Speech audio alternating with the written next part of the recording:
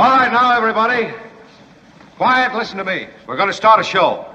Now, some of you people have been with me before. You know it's going to be a tough grind, but we're going to have a show.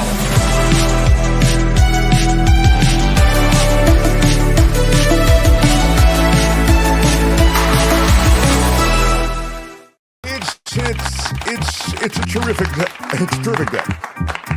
We're starting a little bit late, and I'm trusting that because we've had another second or two prior to the actual official start of the program, that there will be no issues today and that everything will move smoothly. What? Yes, that's what I'm counting on.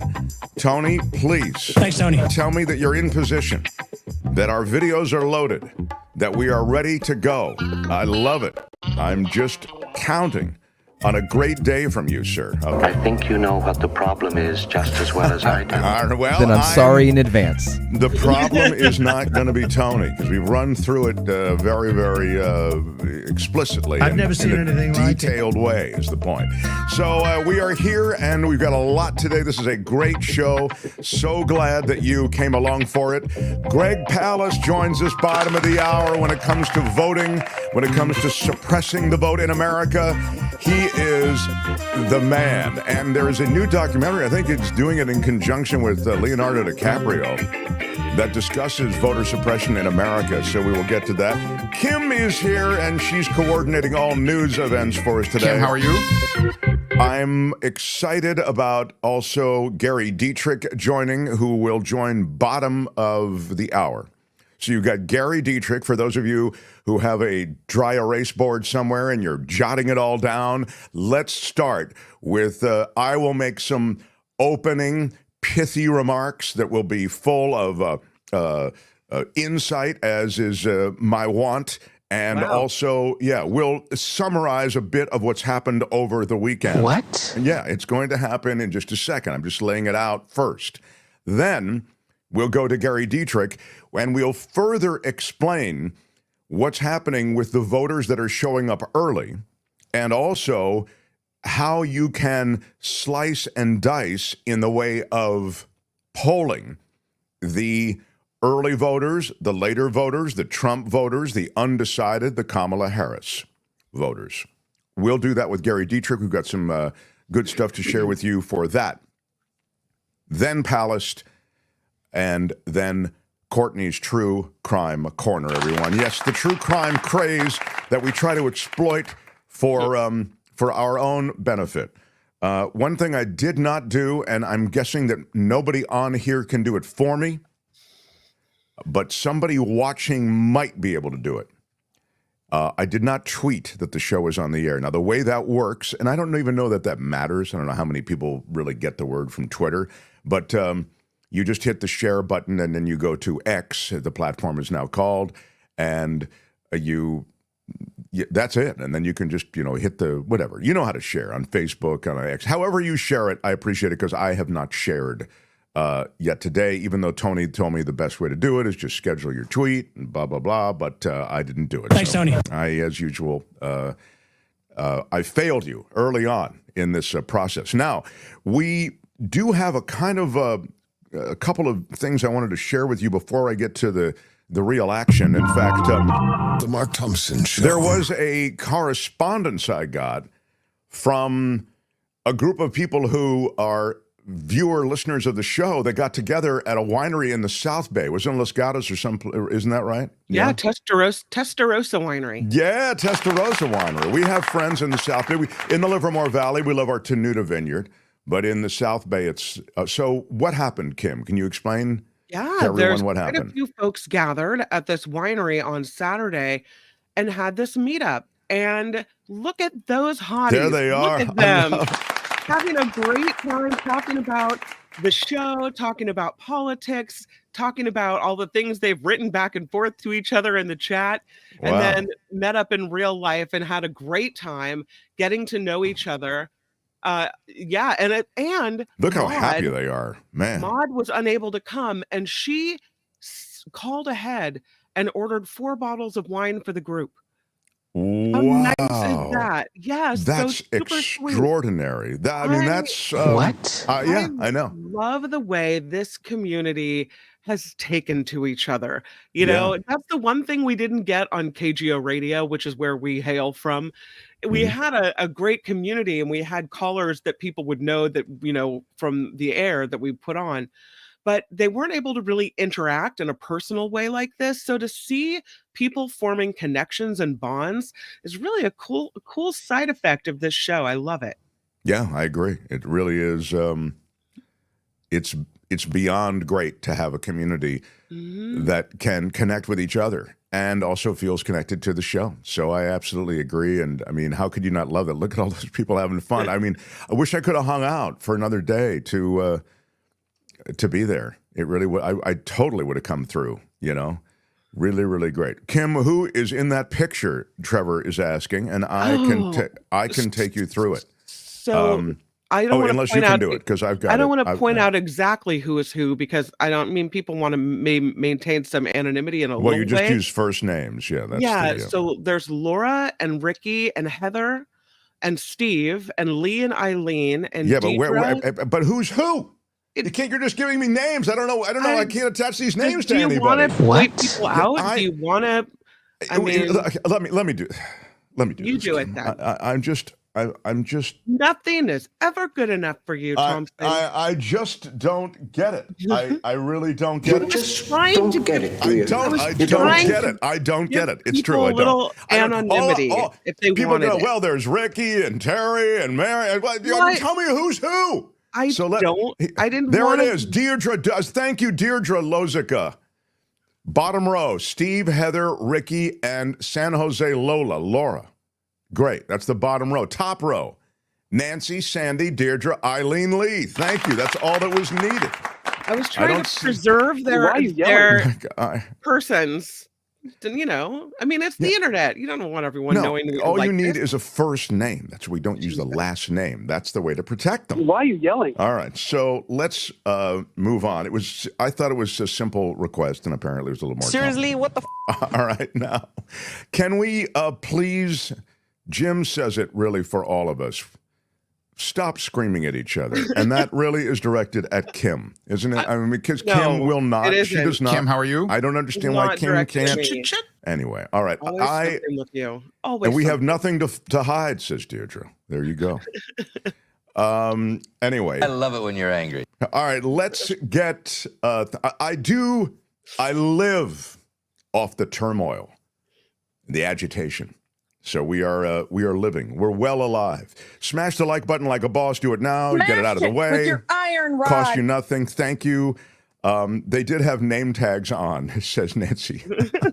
Kim, we have name tags on, she said. Why are you yelling? Help her, people. It is true. It's a good-looking group. Good-looking bunch of viewers and listeners there. Wow. Thank you all for all your love and for sharing the pic with us. Very, very cool. And The Mark Thompson Show. I could luxuriate in pictures and in stories from our community all morning, but alas, I have things I needed. Yeah, Kim needs She needs a glass of that red. I completely agree. I do not know. It's true that I haven't had my Coachella Valley iced tea yet, so I do need Kim's needs something. I don't know. I blame you. Well, it's probably my fault then. Yeah, I agree. But thank you for reminding me. I have my coffee right here, which is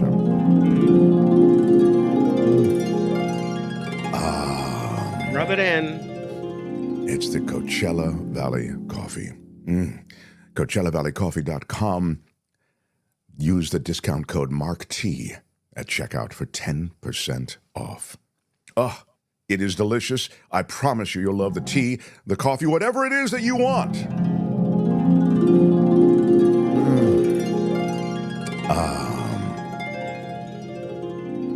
It's what you'll need on this Monday because I'll just mention this quickly.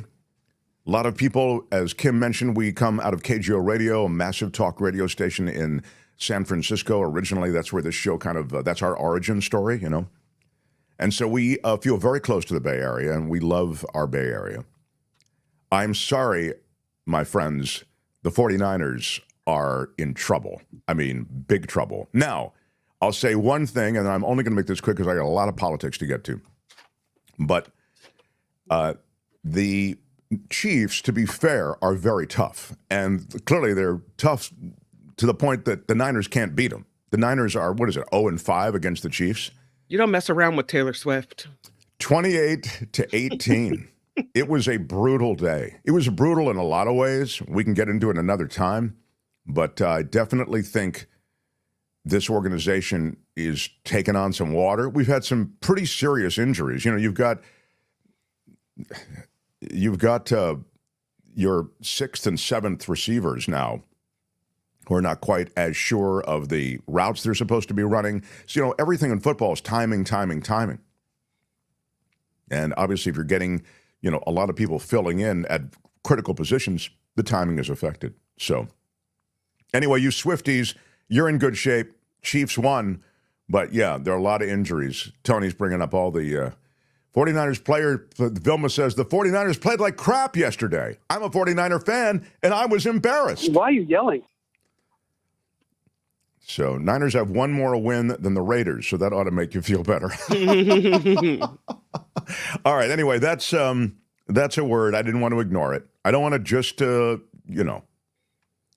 peacock when we win. 49ers are hurting. Lots of the best players out for the season. That's absolutely true. It's really not the Niners team that you want. They did pretty well, even though they were playing the best team in the NFL. Yeah, again, John is not wrong that, you know, it's a big test when you're playing the Chiefs. I don't know what the situation is on Ayuk. That's a good question. And even Ayuk dropped a ball that, you know, he normally wouldn't drop. It was weird. I'll bring it up with the commish. I will bring it up when Albert rolls in on Wednesday. And is Kittle okay? We'll all of this, as I say, we'll bring it up with commish when he comes in on Wednesday. So, The Mark Thompson Show. busy weekend for the candidates, with this being the sprint to the finish.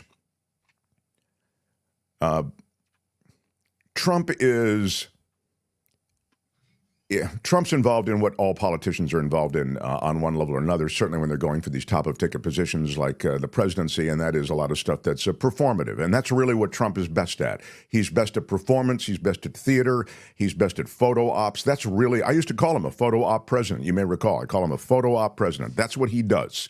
If you want a photo op, he'll put together the props, the one-dimensional props, the flags, a stack of papers, a bunch of people who look official. These are the things that Trump does, okay? He's got kind of a media savvy that way for photo ops. He has no mind for policy. He's completely corrupt. He's a pay-or-play president, meaning if you give him the money, he'll give you the policy.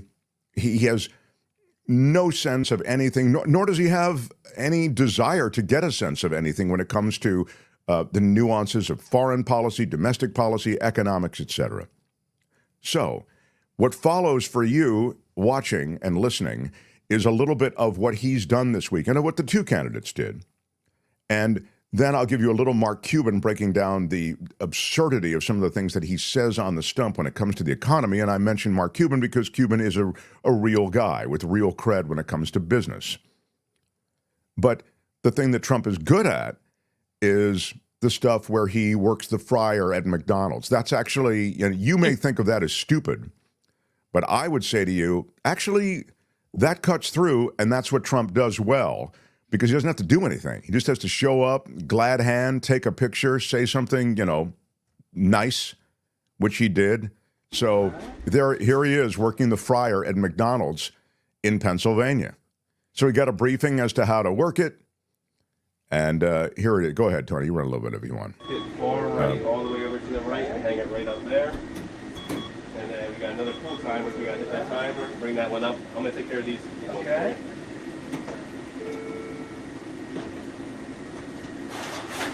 I think he's found his calling. Look at that.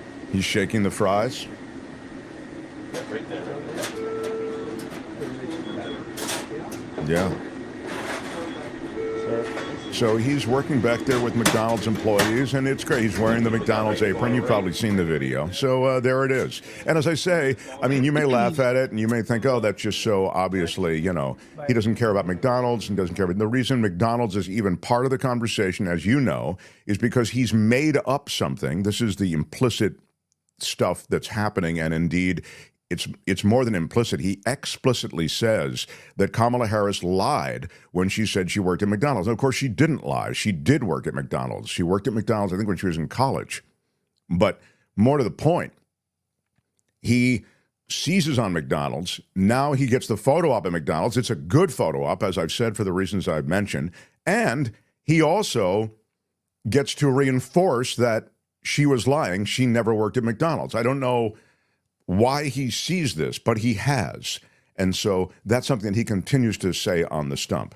But Maybe that's not all. Yeah. He never really had a job. Maybe it's because he feels that's one of his weaknesses.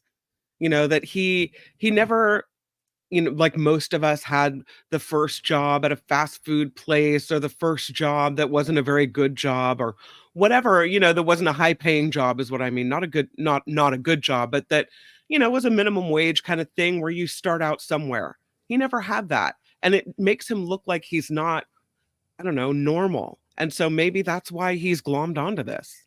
Well, Kim's not wrong here, because I think it's interesting that we as the American public, certainly, and I would suggest it's reflected in the media coverage, blow past one important fact.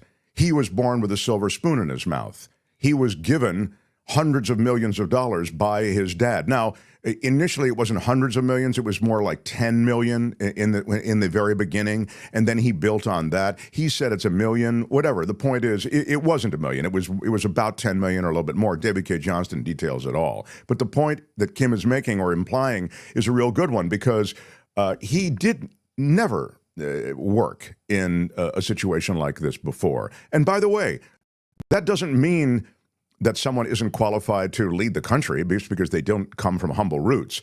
But it is a weird thing that he's able to play this off in the way he does, and no one mentions that he was born with this silver spoon in his mouth. So, you know, born on third, think you hit a triple type thing, you know. Let's run the package, and here's what both candidates were doing this weekend. Tony's got the wrap package. Go ahead. Over the weekend, Donald Trump barnstorming Pennsylvania for what his campaign said would be the start of his closing message to voters. So if we win Pennsylvania, we win the whole damn thing, right? He's right about that. But his rally in that must-win state took a lewd and vulgar turn.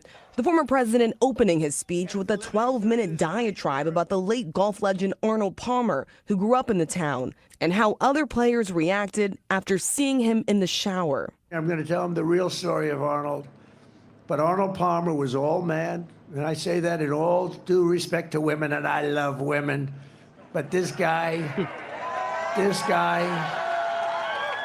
this is a guy that was all man. This man was strong and tough, and I refuse to say it, but when he took showers with the other pros, they came out of there, they said, oh my God. That's unbelievable. I had to say it. Donald Trump working blue. We have women that are highly sophisticated here. When Trump eventually turned to his rival, he used profanity to attack Vice President Kamala Harris. So you have to tell Kamala Harris that you've had enough, that you just can't take it anymore. We can't stand you. You're a vice president.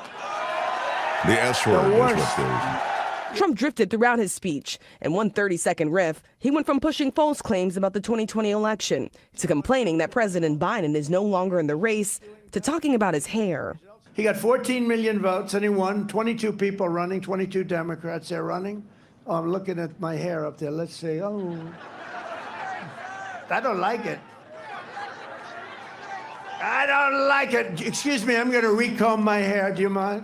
I'll leave the stage for 5 minutes. I'm going to recomb my hair, Mr. Future Senator. We have David down here. Mr. Future Senator, you got to get him in. Despite pleas from his allies to focus on the issues, not personal attacks, Trump has only escalated his rhetoric. for the third time in just 1 week, repeating claims that his political opponents are the enemy from within. At one point even suggesting they could be, quote, easily handled by the military.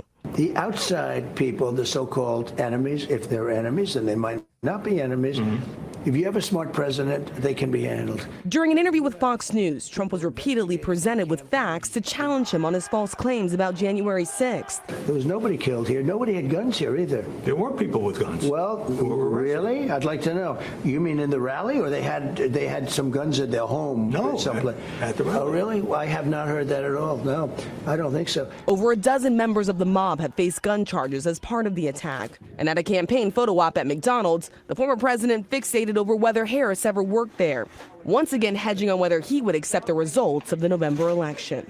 It's a fair election. I would always accept it if it's got to be a fair election. Billionaire Elon Musk, who is backing. Yeah, by the way, I want to get to Elon Musk in a moment, but that gives you an overview of the increasingly, I know it's a word that's used a lot, but I would just say it, unhinged. He's just so raw now, and you see in Trump both, and as you know, I try to call it fairly. I think the charm, and I know that's a weird word to maybe apply to it, but when it comes to photo ops, when it comes to personal interaction, Trump can be charming. He turns this sort of acidic, acerbic, nasty, toxic stuff, he turns that loose on the stump. And then he uses the S word and he digresses to something about, Arnold Palmer in the shower and the size of his genitalia. I mean, it's all really pretty remarkable. And it just defies all political norms. So he's all of these things, right?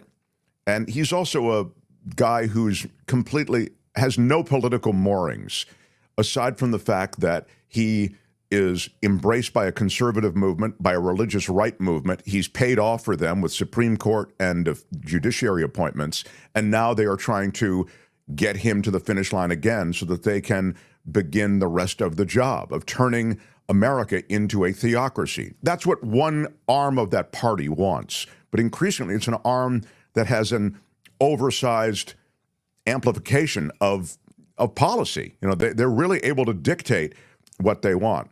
But on the economics, which is what this is all about, and what's where he's at McDonald's and he's talking about tariffs, and this is increasingly what he says over and over. There is some stuff from his pal Mark Cuban, who is a billionaire, has known Trump for a long time. His personal attacks are showing his insecurity because his opponent has working scruples, and he, no doubt, is getting nervous, says the lady Dietrich. Thank you for that. I mean, I think he is nervous, but I think the Democrats are nervous too. I mean, no one's more nervous than a Democrat. Democrats are the worrying. They worry even when they have a lead. They worried a bit with Hillary Clinton, although they were worried about the Comey stuff that was released at the last minute. But just on the worry, I think Democrats are pinning the meter after Trump upset Hillary Clinton. I mean, really was not scheduled to win, if you want to think of it that way, in 2016. And I think since then, Democrats worry. Even though they had a victory by Joe Biden, they had a victory in the midterms. But I'll get into a bit of that with Gary Dietrich, because that midterm thing might be, in a way, something that throws us off the scent of what actually may be the outcome this time. And I'll expand on that when I get to Gary. Here's Elon. I'm not Elon. It's hard to keep my billionaires straight. This is Mark Cuban talking about Trump. He says things off the top of his head that tend to often be ridiculous, if not insane. So now you've got Donald Trump getting involved in price caps and price controls to a greater extent than self-described socialist Bernie Sanders. And I think that just says so much about how far Donald has gone to, his socialist and communistic tendencies, right? And I know it sounds funny and a little bit out of whack, but it's true. Where it turns into lunacy is when you do across-the-board tariffs. And so to say that we're going to tariff 10% or 20% or 60% for China or any other countries, that's just inflationary, and that's just a tax on the American people. That's a sales tax through and through. So that's one thing that this is something I think that is self-evident to a lot of people on this tariff thing. Of course, Trump talks first and asks questions later. I mean, he's so reflexive in everything he does, right? I was going to ask you about that because I don't know if maybe half the stuff he says has some type of there's a plan or there's some reason behind it, or if you think he just opens his mouth and whatever is floating through his brain comes out. Well, I mean, I might have said that, building the wall and Mexico is going to pay for it is something that he just came up with. It was a catchy slogan. I thought it was a bumper sticker slogan. It was so clearly not going to happen. But he did actually, even though there was no money appropriated by Congress for the wall, he went and jackhammered that money out of the Pentagon budget, defense budget, and he got some money also for the border from FEMA, out of the FEMA budget, and he just did it. So, some of these bizarre utterances he does follow through on. Go play the next Cuban cut, if you would, please, Tony. Here's something that just astonished me. When he was going through his trials in New York for misleading on his loan forms, right? During one of the trials, Michael Cohen got up there to testify. And he testified about how Donald Trump asked him to short pay vendors. And he was proud of the fact that he did it for Mr. Trump, as he called him, right? I don't know why, but I expected, how he would hold a little impromptu press conference after each day of the trial. For some reason, I thought he would come out and say, no, I never asked him to short pay vendors, right? Didn't say a word about it. Probably the worst thing you could say about a business person is he short pays his vendors. He doesn't pay what he owes. That is the ultimate arbiter of trust that you have with any business person. Do they pay you when you do work for them, yes or no? He was proud of the fact, didn't question it at all. When you rip off hardworking Americans, you are not qualified to be president of the United States. Well, I'll also just mention that stuff was all in evidence the last time. You heard it over and over. You heard it in 2016. They had interviews with vendors that Trump had short paid. So this is not necessarily new information, but you always wonder to what degree it, as a reminder, matters. And then Cuban himself does have a little bit of cred in this area. So you're hearing it from one other person with cred. Go ahead, the last Cuban cut, then I'll get to Gary. If I run this country, if I'm going to be president of this country, I'm going to put a 100, 200, 2,000% tariff. They're not going to sell one car. This is insane. This is called economic gibberish. This is why you're going to vote for Kamala Harris, because you want businesses to thrive. You want them to grow. You want to grow the economy. Put a 1,000 or 2,000% tariff on anything, you're going to crush the economy. Vote for Kamala Harris. That's economic sanity. So those are, I think, cogent messages, believable messages that come in bite-sized morsels from Mark Cuban. Let me take this one comment. Still, Mark Thompson wants us to believe that Trump is awesome and a smart guy. What? Well, I if that's what you get from what I have said, maybe you're not listening to the whole thing. Maybe I'm not making myself clear. I just don't understand how you can get that from the remarks I've made. I mean, just don't get it, do you? I don't get you it. Don't. Again, I don't get it. I must not get it. But what I said was, and I stand by it, when it comes to photo ops and the theatricality of running, the performative aspect of being president or an aspiring president or head of state, that's the stuff Trump does pretty well. Putting a photo op together, there is an evil genius to that. When it comes to policy, anything that requires more than a one-dimensional take on anything, Trump doesn't know anything. We know that. You just heard Mark Cuban talking about it, so that's what I said. The Mark Thompson Show. This guy is the man when it comes to political analysis. He was with us for so many years across the spectrum at KGO Radio, and then he is now at iHeartMedia through their radio network and their podcasts. This guy is one of their great political analysts, and he's a political analyst as well for the CBS television stations across California and beyond. How about it for Gary Dietrich, everyone? Hello, sir. We're playing with your audio today.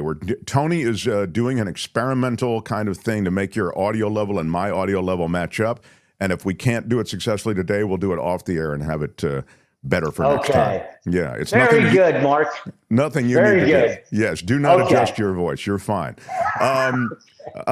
Hey, Gary, I was going to do something with you today that I haven't done much of before. I was going to play for you a little bit of the breakdown of some polling. And I have just a couple of videos I want you to comment on. And because we are sort of in a longer format, that's kind of what I like about this. This isn't just a TV package. We can let it run with you for a second or two. So first, this on the economy, Joe Scarborough, we have that, right, Tony? Was he on Bill? What do you have first? You got that? This is Scarborough. It's just a quick thing on Bill Maher. And when he details these various economic achievements or where we are economically, it's sort of in stark contrast to the vibe we have and the way that the economy has floated to the surface with sort of the dissatisfaction of the American electorate. Go ahead, play a little bit of it. And it drives me crazy when I hear politicians talking about how bad things are in America. We've got a $26 trillion GDP. China, which was supposed to overtake us 10 years ago, remember that? They're like stuck at 17, 18 trillion. California, which is supposed to be a socialist state, has a bigger GDP, fourth biggest GDP in the world, bigger than India's, bigger than Britain's, bigger than Canada's. Texas has a bigger GDP than Russia. I mean, it's incredible relative to the rest of the world. And that's the only way we can measure this. Our economy is stronger today than any time since World War II. Yep. And so much of that has to do, I mean, nobody's saying that. Maybe it's because nobody gets elected by saying how great this country's economy is. But it's not just the tech sector, which is great, but it's also small businesses. Yeah. It's what's happening on Main Street. It's entrepreneurs. It's people that... It's our nature. It's people... We're greedy, and it's good. Do you know the great... Okay, now that's... that you can... I mean, I get it. That... yeah, the triumph of capitalism or whatever. I can have that argument about, unfettered capitalism. But more to the message, Gary, because you're so good at why these things don't bubble up. You really can't. They alluded to it. You can't win elections saying, hey, I know it may not feel great, but it's actually really great. Yeah. I mean, this has always been the conundrum for somebody running for president. Okay. It is almost ubiquitous. I mean, you go clear back. I remember back to 1988. People are like, what are you talking about? Yeah. George Bush running and he was... And he was just like, hey, wait a minute. I know that George Bush Sr., remember? I know that the numbers don't seem that good, but, they really are good. Aren't you feeling it? Because the stock market, this and that. This is always the challenge, Mark. The stock market, as we speak today, is at record levels, right? I mean, we did go down a lot of metrics, but the challenge is always this. How does it affect Mr. and Mrs. going to the gas station, going to the grocery store, all of that? It's the day-to-day experience of people. Maybe it's job losses for certain people. Maybe it's threats for certain people who are in the auto industry in Detroit, whatever it might be. But particularly, as you know, Mark, it just seems like in this election cycle, it has been literally impossible for the Biden-Harris campaigns, first the Biden campaign, then the Harris campaign, to move people off of the experience of inflation. That has been the number one issue that people just can't get beyond whenever there's conversations about the economy. The price of a loaf of bread, the price of gas, whatever it is, that has always been in every focus group the driving factor. It doesn't matter what you can compare economy to economy internationally. You can look at the stock market, but that seems to be in every focus group what people say they're experiencing and what they're upset about. Yeah, this is interesting too, that it probably I see it in the chat, on some level it probably does correspond to the cost of rent, the cost of homes, these big ticket items too, yeah? Yeah, absolutely. I mean, when I say inflation, I'm talking about that writ large, right? Housing.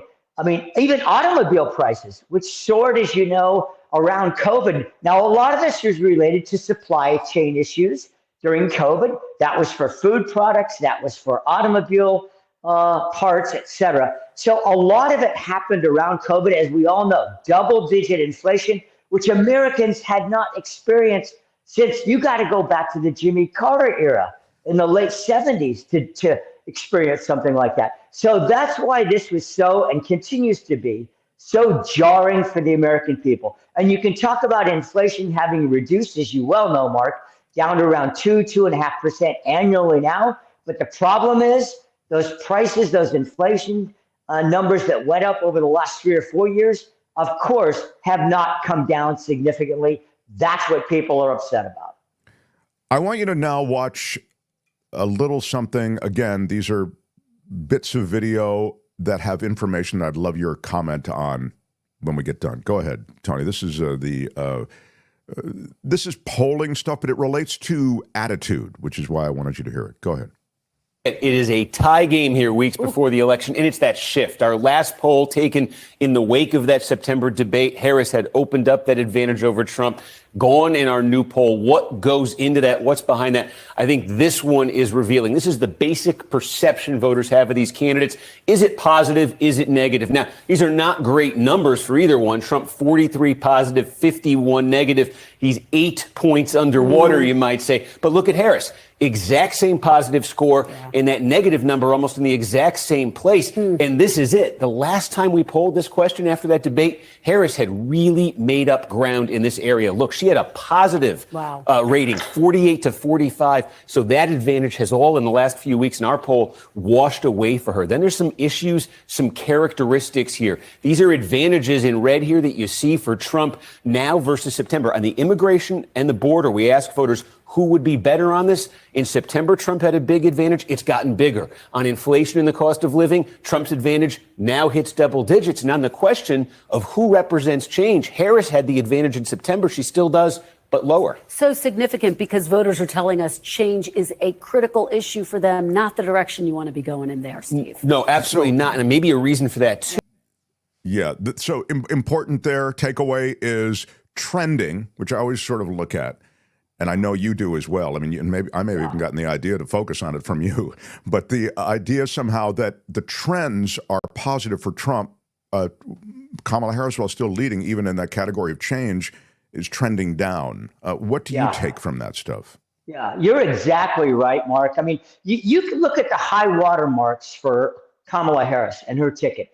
They were when Biden stepped aside and she got the nomination from her party, when she had, by all accounts, a pretty strong convention. By the way, most people thought the Republicans did too. But of course, the third one was when most general observers thought she really did a sound job in that one debate that they had. Those were her high watermarks.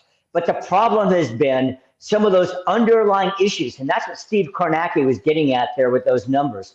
And you see it, Harry Enton's doing the same thing for CNN, same kind of analysis. The problem has been, once you got past those event-driven high water marks, then those underlying issues like inflation, the economy that we just talked about, like immigration, even things like change, it's been very difficult, as you know, in the last few weeks for Kamala Harris to enunciate any ways that she would be significantly different from Biden and his presidency.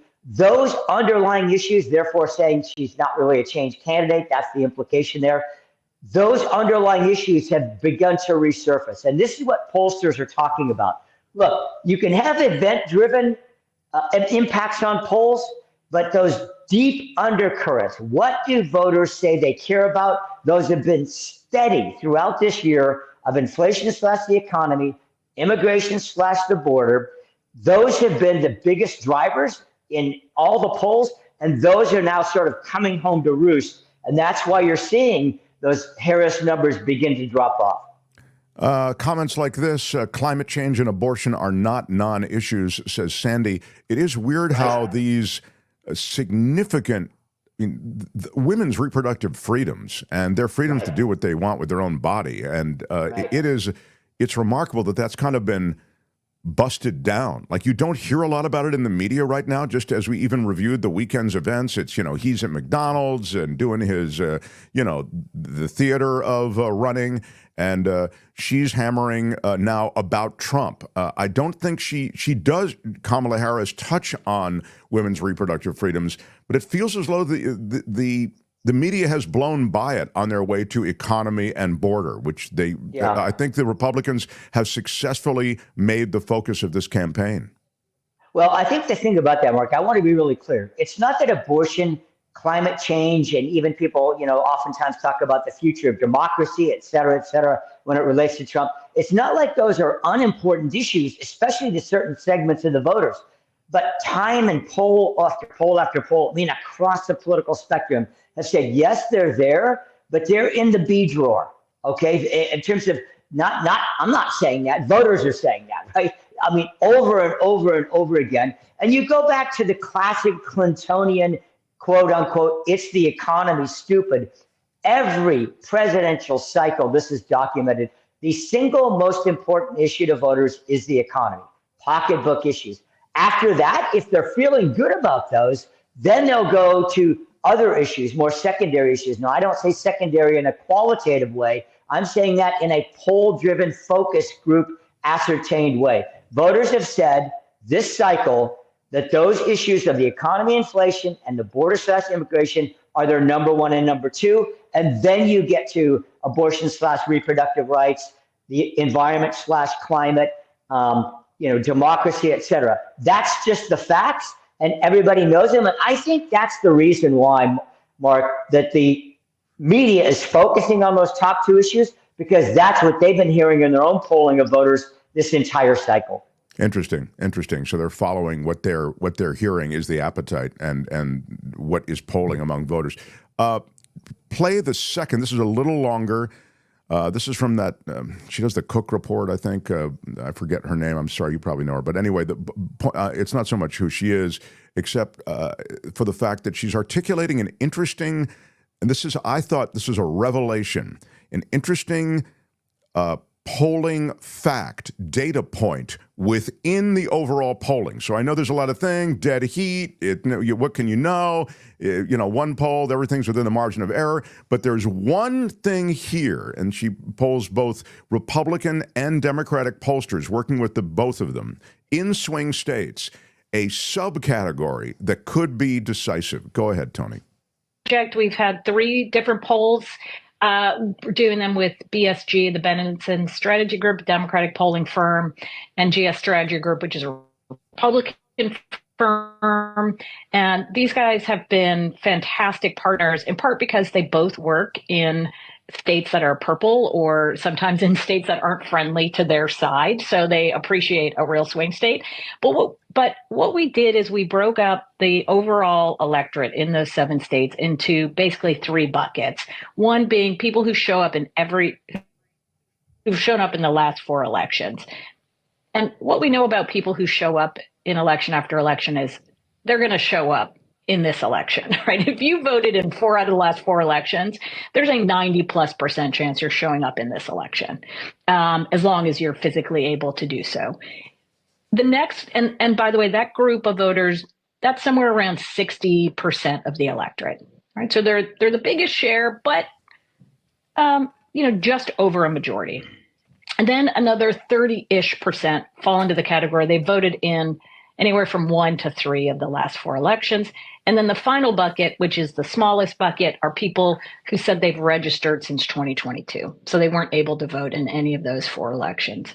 Now, the one consistent from May through this last poll we did in September is those most engaged voters were voting for the Democrat, whether that's Biden or Harris, by 4 points. And that goes to kind of the makeup of that electorate, which we know it's an older group. It is whiter than average, right? It's less diverse than the overall electorate. And it's probably going to be more college educated than the overall electorate.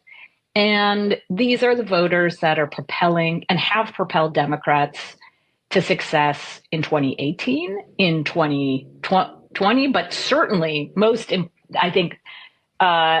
notably in 2022.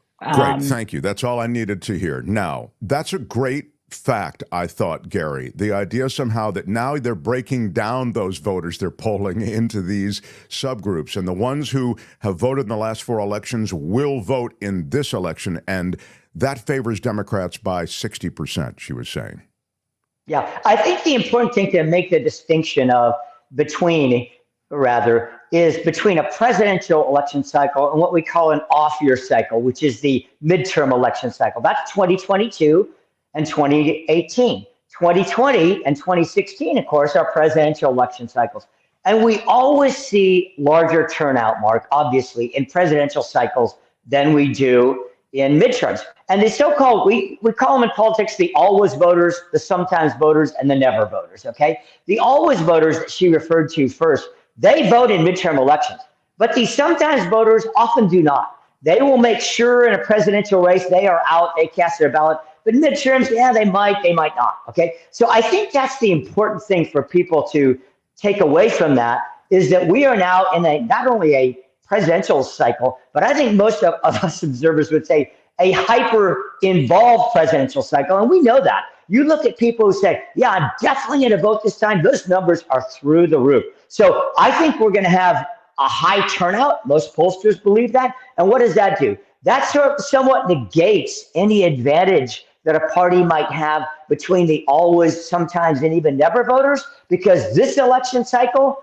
people are turning out. We even know that from the early turnout numbers in states like Georgia and North Carolina that people are monitoring because of the impacts of the hurricane. I mean, some record early turnout. So I think it's going to be real interesting to see what happens. And some of those prior cycles, especially trying to compare in the midterms, are not going to be as valuable this time around, if that makes sense. It makes total sense. In fact, you anticipated something that I was thinking and was going to ask you about. And that is that, yeah, in the midterms, because she even noted and underscored 2022, the midterms are way different. That's when that animated voting block shows up, and then they show up disproportionate to those who just show up for the presidential elections, as you were just saying. So I was really going to ask you about this, because it seems to me like these Trump voters, they're there for Trump. Trump wasn't on the ballot in 2022. So don't talk to me about everybody who showed up in 2022, because Trump wasn't on it.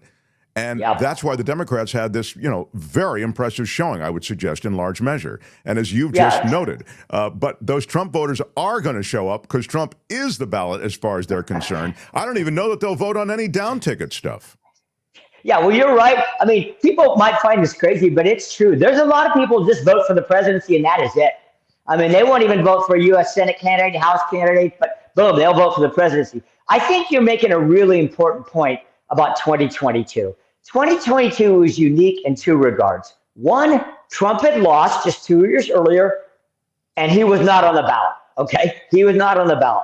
And secondly, the Democratic-leaning voters were very animated because of the SCOTUS decision, right? I mean, we know that. All the polling has showed that. And so the question, and Democrats are wondering this themselves, will even all of their people that turned out in 2022, are they as animated this time around for Kamala Harris as they were in the immediate aftermath of that abortion decision by the Supreme Court? Then I get this from Rex in the chat. He says, meh, a lot of his younger male voters, meaning Trump's younger male voters, aren't registered. I watched a podcast and the guy wasn't even registered, Rex says. There is a lot of smack talk out there. It's funny, Gary, you've got this, as I say, he's almost like a character of theater, Donald Trump. He shows it. And I've talked to many journalists who've covered his rallies. I mean, recently, and have through the campaigns. We have one who joins us regularly on Friday, Michael Shore, and he says in talking to people, his sense is people are there for the show. They're not there for policy. They're not there to hear Trump on anyone. They're there for the show. They love the call and response. They love his show. He's a showman. That's really his thing. But as was just noted by Rex, many of those people, on the other hand, may not go to the poll. They may not even register, some of those young guys. Well, here's an interesting conundrum. Here's an interesting dynamic in that I'm sure sociologists and political scientists are going to be writing about for the next decade plus. it's been Democrats, of course, that have really pushed for same-day voter registration. I mean, they want access to the ballots, so they pushed that really hard. One of the ironies may be that some of these, MAGA-wearing hat guys, come in and say, hey, and they're like, hey, you know what, Joe, you're not on the roll here. And they're like, well, dadgum, I thought I was. I'm just having fun with an accent. No, that's exactly right. I'm not trying to imply anything. Well, ma'am, that's very interesting. But you know what, Joe? You can register right now. Oh, okay, great, fantastic. I think I'll do that. So, I think the dynamics of this thing are getting so fuzzed up. I think it's going to be truly remarkably interesting to see how all of this eventually plays out. Who's registered? Who turns out? Who didn't turn out? Who's turning out for the first time? Democrats have made a big push just in the last few weeks for younger voters, but they are notoriously not great at showing up and actually voting, even if you do register them. So, right now, here is, and I hope people hear this today, we are in absolute no man's land in terms of polling. We have never seen polling this close within the margin of error in all the battleground states and nationally in all of modern polling. And so this is truly going to come down to two things, Mark.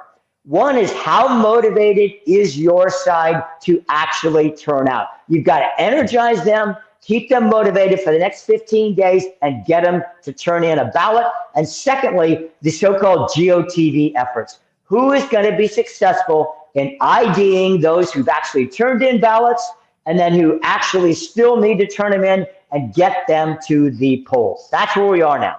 That is so well put. Gary, thank you always. I love listening to your takes. It's funny, I take all this stuff in and I go, God, I've got to talk to Dietrich about this on Monday.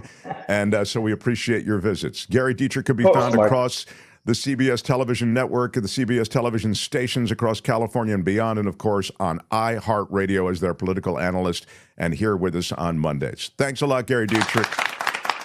Gary Dietrich, everybody. The Mark Thompson Show. Gary Dietrich's segment is brought to you by Bill Campbell at Remax Gold. Thank you for sponsoring Gary so he could join us. If you're relocating into or from Northern California, you do need a highly respected real estate professional. Bill Campbell is that professional. Remax Gold with Bill Campbell. Call or text Bill if you want. 530-448-7474. 530-448-7474. Thanks again, Bill Campbell of Remax Gold, for bringing us Gary Dietrich every week. The Mark Thompson Show. Yeah, it is about harvesting those voters and getting them to the polls. And the idea somehow, I'll read you through the week, I'll relate and read you some pretty good pieces on the way they have done analysis on what voters are still, and they call them even this word, persuadable. They even have a 0 to 10 scale in Kamala Harris land. In Trump land, they have their own scale. They're all looking for various ways in which to get people to the polls. The key here is that when they get to the polls, they are able to vote.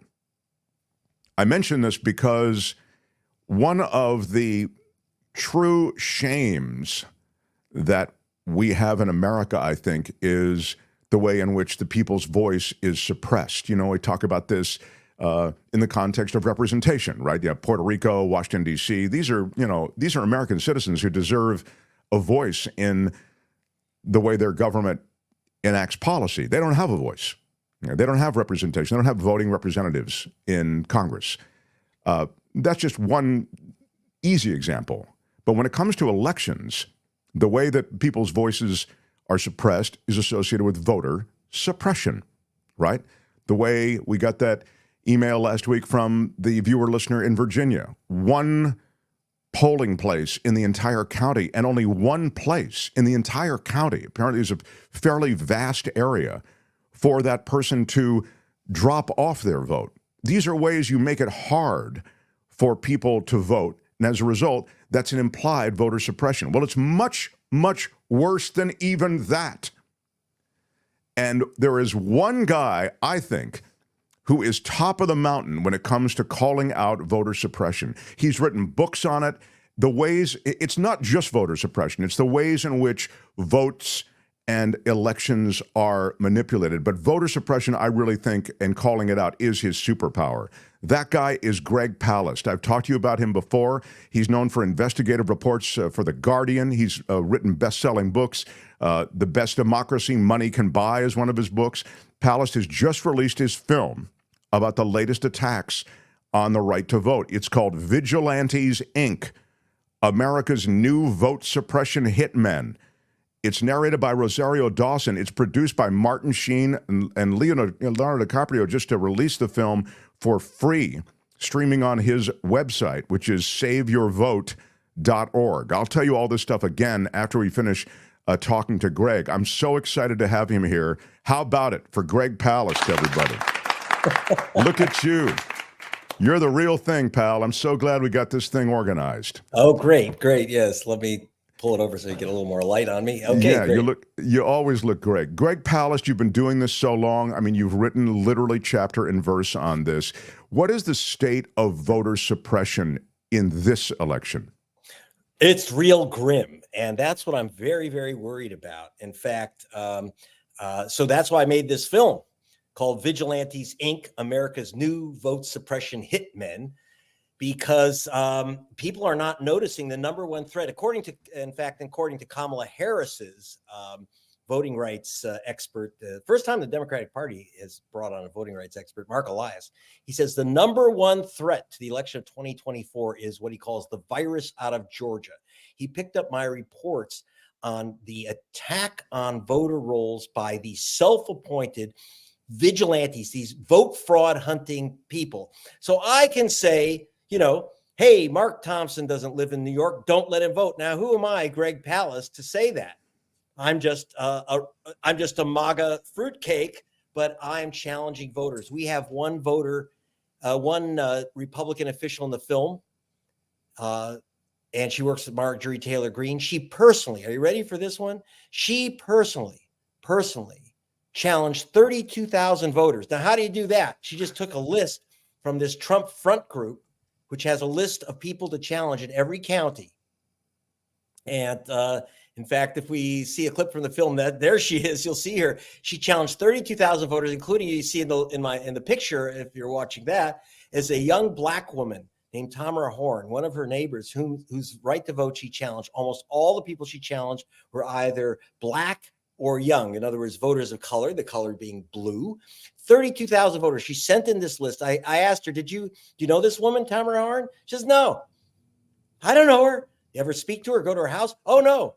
I said, but you challenged her right to vote, and 32,000 other people's right to vote or have their ballot counted. And she says, well, I can't call 32,000 people, but you challenged their right to vote. And then she got very upset when I said this may violate the Ku Klux Klan Act of 1870, according to NAACP, and she threw me out. And I wasn't going to mess with her. She's screaming at me. I was going to mess with her because she had a loaded AR-15 next to the door. Wow. And I don't argue with people with automatic weapons, but I did say, ask her, you'll see in the film, I said, are you sure this is your legal voting address? At which point this woman dressed in her Nancy Reagan red and high heels, elegant, in this rich Gone with the Wind manor house, says to me, starts screaming at me in language I can't use on the air without you losing your license. So these are the type of, so this is the challenge. And here's the problem. In 2020, there were 88 vigilante voter challengers in one state, Georgia. Now Trump's group, which is called True the Vote, Trump's Front group, has now signed up, are you ready? 44,000 vote challengers. Trump has said he told the chairman of the party, of the Republican Party, get out the vote, forget knocking doors. We're going to win this by challenging these voters. So they signed up 44,000 challengers. They had, as of 2 months ago, that is 2.5 months ago, they had already challenged 851,000 voters. Our producer introduces the film with that fact. Our producer, by the way, is my favorite president, President Bartlett. Martin Sheen is producing the film. And by the way, it's narrated by the wonderful Rosario Dawson. So you can, as you heard, Leonardo DiCaprio has made the film available for no charge. How do you like that price? Thank you, Leo. At a site he set up called saveyourvote.org. saveyourvote.org. Not save my vote, not save our vote, but you have to save your own vote. So it's We'll have a click through under. Yeah. We'll have a click through under this video and under the show so that the people can click right through. Go ahead and we'll post it again. But there it is, Vigilantes Inc., America's new vote suppression hitmen. So there it is. Watch the film for free. And again, yes, as I say, we'll have a click through. I misstated. Let me make sure you get it right. Saveyourvote.org, not .com. Saveyourvote.org, and it's free to watch. It's a movie. Grab the popcorn. I obviously, it's your stuff is just so good, Palast. I can't wait to get into it and actually see the film. I'll do that today. But what I wanted to ask you was, for all of the push, I mean, it's alarming, these facts and these encounters that you've had, and you always show your math, which is one of the great things I think about your writing. Isn't there, on the other side, pushback, Greg Palast? Aren't the Democrats also assembling their crew of lawyers and activists to try to push back on what is a widely anticipated steal on the part of the GOP? Well, I was heartened by the fact that Kamala Harris hired Mark Elias, the top voting rights attorney. That's a first for the Democratic Party. I don't know how big his team will be. The problem, but what we have to rely on is two things. Number one, the groups that are going to save this, it's not going to be the Democratic Party. It's going to be the voting rights groups. My film, in fact, tonight, I will be, for those of you in Chicago, join me at 6 p.m. with the Reverend Jesse Jackson. He's seen it once. He wants to see it again. By the way, he told Kamala Harris and President Biden, you better watch Greg's film and do something about it. So if Biden and Harris can take out time to watch it, so can you. Join us at Chicago, Rainbow Push headquarters, 6 p.m. and in Georgia, in Atlanta on October 25. Go to gregpalast.com, get the info, and just watch the film. Saveyourvote.org. This, again, the film, if you're just listening and not watching, it's Vigilantes, Inc., America's new vote suppression hitmen. And Rosario Dawson narrates. It's produced by Martin Sheen, and Leo DiCaprio has put it up on his website for free, saveyourvote.org. All right, so I wanted to play you something that I just happened upon, I want to say this morning, or maybe it was last night. And I thought of you instantly. I always think of you when it comes to voter suppression. So here is the latest effort. Tony, you have this is a piece from CBS. Go ahead. Last month, the Republican National Committee's Protect the Vote tour rolled into Raleigh, North Carolina with a message. Only American citizens can vote. To find or stop potential illegal voters, Republicans have filed lawsuits across multiple states, including this one in North Carolina, arguing improperly managed voting lists could open the door for significant numbers of non-citizens to vote. The North Carolina Board of Elections is refusing to take the steps to take illegal immigrants off the voter rolls. Echoing political message of the Republican nominee. And a lot of these illegal immigrants coming in, they're trying to get them to vote. It is a lie. It is a myth. But Democrats like Juan Perrano, head of the Latino advocacy group LULAC, don't see it that way.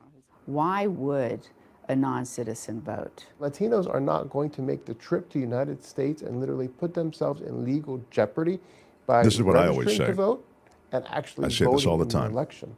There's no motivation for Non-citizens them to vote. have registered to vote in the past. Since the last election, several states have taken steps to remove thousands of potential illegal voters from their rolls. But officials say the number of non-citizens who've actually cast votes in federal elections is minuscule. North Carolina identified less than 50 in its most recent audit, although that was in 2016. So usually this is a total non-issue. We don't believe that there's any proof at all whatsoever that this is a widespread issue. It is illegal to vote if you are a non-citizen. Don't risk your American dream. The fight to clean up voter rolls and prevent non-citizens from voting is a focus of conservative election integrity groups who are distributing mailers and hosting in-person events. They are voters that are most likely to be ineligible or illegal. Jim Womack is leading a team of more than 1,800 volunteers in North Carolina who are combing through voter rolls to identify what they consider suspicious voters. And you're trying to come up with county by county lists. It's a list of suspicious voters. Again, This not is the necessarily stuff of Greg illegal or Palast, ineligible voters, but people where that hit our suspicious list. CBS News obtained a video of Womack discussing how to identify those suspicious voters. We showed it to him to get his Here you go. explanation. Here's the You've got payoff. folks that that were registered and they're missing information, and they were registered in the last 90 days before the election, and they've got Hispanic sounding last names. That probably is a suspicious voter. But why would you single out Hispanic sounding last names? In that case, I would have to listen to the full context. The Hispanic sounding last names certainly is not exclusive.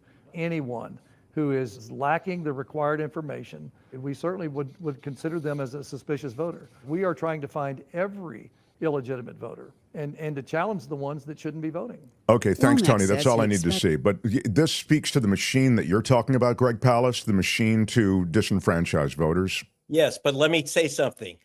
This is why I don't work for American lazy outlets like CBS. That was terrible reporting, because what they did was they actually, in the end, legitimized this claim that there are illegal alien voters. They said, oh, well, Texas has only removed 6,500 illegal aliens. No, they didn't. They weren't illegal aliens. They were just guys named Jose Garcia. I got those lists. I checked it out. They didn't have the same middle names. They just took Hispanic sounding names. If there were 6,500 illegal aliens voting in Texas, then why don't they arrest one? It's a federal crime. It's a state crime. You go to jail for 10 years, then you get deported. I actually went to North Carolina, and that lazy ass reporter didn't ask the lazy ass Secretary of State why they said 50 illegal aliens voted, but didn't arrest one. I said, I have their list. I said, let's go. In one group, they had one of these supposed illegal aliens down the street. And I said, well, let's go and arrest them. Oh, no. Oh, you don't want to arrest Jose Garcia? It's Hispanics. And so the states are doing the same thing. And these lazy ass American reporters legitimize it by saying, well, there are some, so we have to have systems to hunt them down. No, we don't. There are none illegal alien voters. I found one single one in 10 years, and that was a Republican Austrian in Florida, where they challenged, are you ready? 189,000 voters, almost all Hispanics, had their votes challenged by the GOP officials, and they found one white Republican from Austria. So this is all bullshit. There are none illegal aliens or undocumented, whatever the hell you want to call them. They don't say, oh, by the way, here's my address, here's my phone, here's my all my information, and by the way, I'm showing up to vote. So if you want to arrest me, I'll be there. That doesn't happen, never happens. And the problem is that our lazy ass American press does not say this is a pure lie. Yeah, this is so great. Thank you, Greg, because I've always said I don't understand the motivation. It was noted in that piece to essentially show up. It was noted by one of those groups that's targeted. Yes. If you're not in this country illegally, you want nothing to do with officialdom when it comes to this country. Yeah. In fact, the worst thing is that once again, they are doing the same thing again now that they did in 1946 with Jim Crow, in 1964, attacking Hispanic voters with a group called Eagle AI. Now they are back. Eagle AI is back. Cleta Mitchell, Donald Trump's criminal lawyer. And when I say criminal lawyer, she's the criminal. She's not defending him from crimes. She was on that call demanding that the state of Georgia overturn the election. She's challenged 10,000 people in Florida, almost all Hispanics. 851,000 Americans have been challenged so far as of August. And as Martin Sheen says at the beginning of our film, they're going for 2 million by election day, and they are proud of it. I got this information from Trump's people that there were 851,000 challenges. 98% of you out there who are challenged, almost all of you, if you're young and if you're a voter of color, look out. Go to saveyourvote.org. The reason I say that is you not only get to see the film Vigilantes Inc. for free, but you see the box at the top. It says check your registration. So that's vital, because you think, oh, well, I've been voting in the same place for 20 years. I was at an Atlanta polling station. You can see it in a little clip of the film that we provide you. Atlanta voting station, where a 92-year-old woman who'd been voting at the same place for 50 years was tossed out into a storm. And I went to the house that the Republican state officials said she didn't live in anymore. And there was a picture of her with Martin Luther King in that house having dinner with her. So she's been there at least 50 years. And she said, yeah, King was my cousin. So if they can knock off a 92-year-old woman voting at the same station for 50 years, Martin Luther King's cousin, they can take away your right to vote. And so you better check your registration now. And if you're in Nevada, if you are in Wisconsin, Michigan, or North Carolina, and your name is missing from the voter rolls, don't argue with the lady behind the desk. You can register on election day. Say, give me a registration form. I'm going to register, then give me a ballot. But these are the games that these vigilantes are challenging. And again, it's not the government which is throwing out voters off the voter rolls. It's GOP officials. Every single vigilante challenger in Georgia, one challenged 32,000. Another challenged 4,000, almost all of them black soldiers out of Fort Benning, Georgia. 4,000 soldiers out of Fort Benning. You'll meet one of the soldiers that were knocked off the list, Major Gamaliel Turner. I mean, the man says, where's my absentee ballot? You know, soldiers get absentee ballots. So he calls the state and says, it's, you know, election's in 2 days. Where's my ballot? They said, oh, Major Turner, you've been challenged. He says, what does that mean? He says, well, someone challenged your right to vote. So all you have to do is come in and prove you're a citizen and prove you live in Georgia. And he said, all I have to do is fly 2,600 miles, show up and prove I'm a citizen. He says, look, that's Jim Crow. We know it. Oh, that's just brutal. I can't wait to see the film. I wanted to mention, I'm getting this in the chat, and you might find this helpful. Uncle Jim says, the Mark Thompson Show, the guest says voting rights groups more than the DNC are the ones who will fight voter suppression. Can he name some such groups for listeners who we'd like to donate to them? Those who are fighting voter suppression. Go ahead. Absolutely. You'll meet them in the film Vigilantes, Inc. Latasha Brown, Black Voters Matter Fund, NAACP of Georgia. We have Rainbow Push Coalition, which is strong in Georgia. We have the Georgia Coalition for People's Agenda. We have LULAC. You just heard that gentleman on the line. They're fantastic. There's several other groups, but you'll see them in our film. And so you get to meet them too. So, Greg, those are key groups. I always see Georgia as having taken the world of voter disenfranchisement to high art. Are they the tip of the spear? Yes, as Gerald Griggs, head of the NAACP in Georgia, says, I said, why is it always Georgia? Why do they always take these vote suppression tactics for a test drive in Georgia? He says, because we are the 50-50 state. It's 50% minority, 50% white. And so if you're going to test drive vote suppression techniques, that's the place to do it, because that's the place where you're going to have the most impact, and then everyone else follows it. That's what happened to the vigilantes. It started 4 years ago in Georgia. Now it's in 43 states. And I've been going to Georgia since actually 10 years now. And it's crazy. Every time I try to do a vote suppression story, I always end up in Georgia, because that's where it always begins. The mass purges, all these things like interstate cross-check. By the way, we defeat some of these things. I have to say that public radio in Atlanta says if it weren't for the Greg Palast films and investigations, Reverend Warnock would not have been reelected as a senator. Now, it's not my job, by the way, to elect anyone or not elect. Yeah, you just want the people's voice to be cleanly heard. I think that voters, not vigilantes, should pick our president. And that's what I'm very worried about. So that's why you want to see this film. It's a warning, but it's also a film. Anyone you know, especially in a swing state, empty out your contact books. Give everyone that saveyourvote.org site so they can watch the film, check their registration, and learn the tricks of how to fight back against these vigilante attacks. Again, wherever you are, check it out, but definitely in swing states could be important information for you. Saveyourvote.org. You can see the film. It's streaming free. It's called Vigilantes, Inc., America's New Vote Suppression Hitmen. Again, it's narrated by Rosario Dawson, and it's produced by Martin Sheen, and Leo DiCaprio has a hand, apparently. He's just released the film for free. So I can't wait to get into it. And look at that. Palast really confronts some people who are not too happy to see him. But, this has been, you also talk about this from the beginning of, and then I'll let you go, Greg Palast. Okay. But I really think this is something that I was hoping we got better about. It's happened since the beginning of the Republic. And the truth is, it feels as though this new push on the part of the GOP, where I'm sorry, it just does seem party specific. There's an industry about suppressing the vote now that I would have hoped would be on the outs, and instead, I feel as though it's trending towards something that's become more robust. Well, yeah, since I got on this vote suppression beat in 2000 in the Bush-Gore campaign, when I found out George Bush's brother Jeb had removed 58,000 voters from the voter rolls, black voters.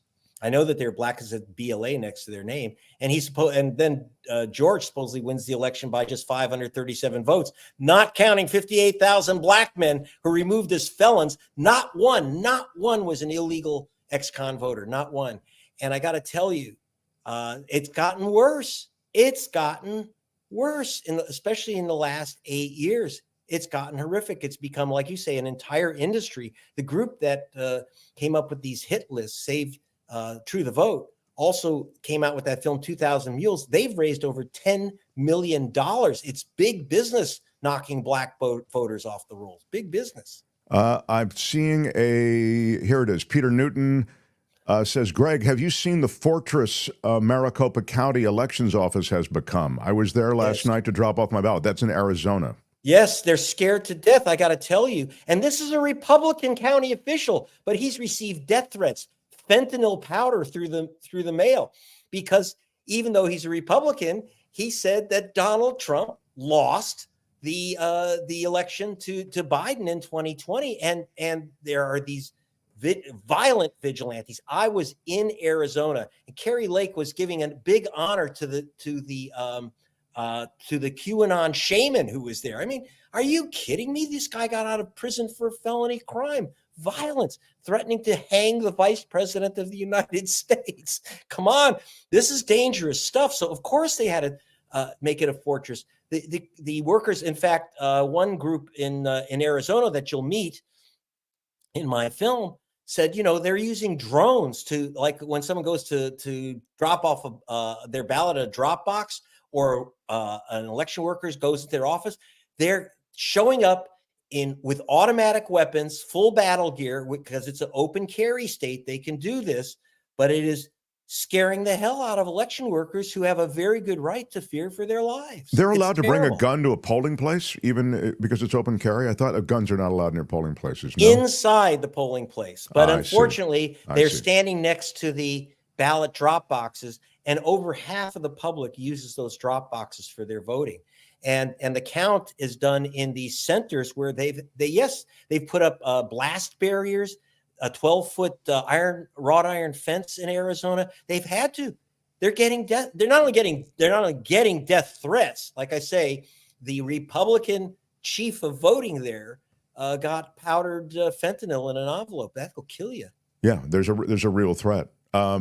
Dennis says to you, note that woman in Georgia receiving the list from True the Vote.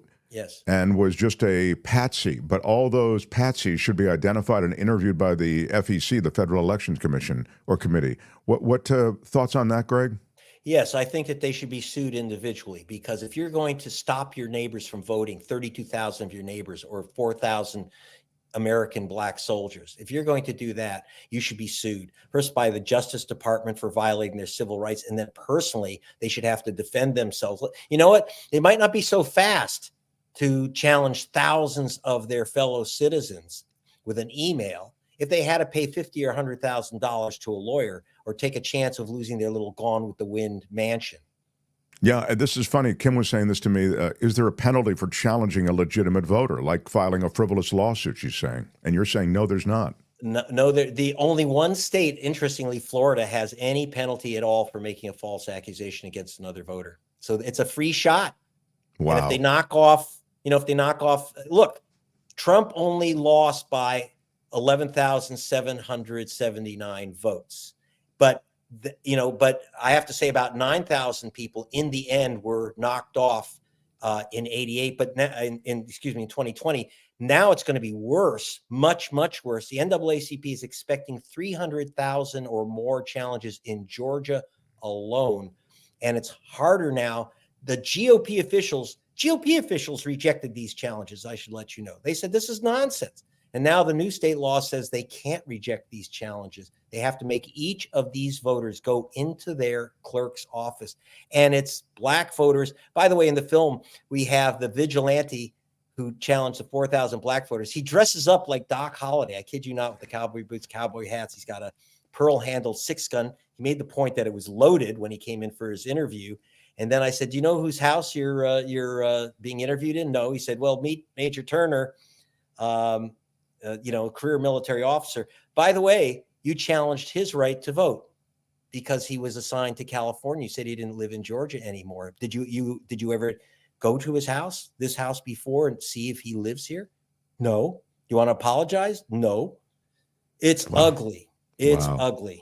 Yeah, and it's all happening there. I mean, in the battleground states, it's just it's reached another level of throwing sand into the gears, if nothing else, and that at minimum. SaveYourVote.org is where you can find more information and the film. You should definitely check out the film. I'll be watching it later today myself.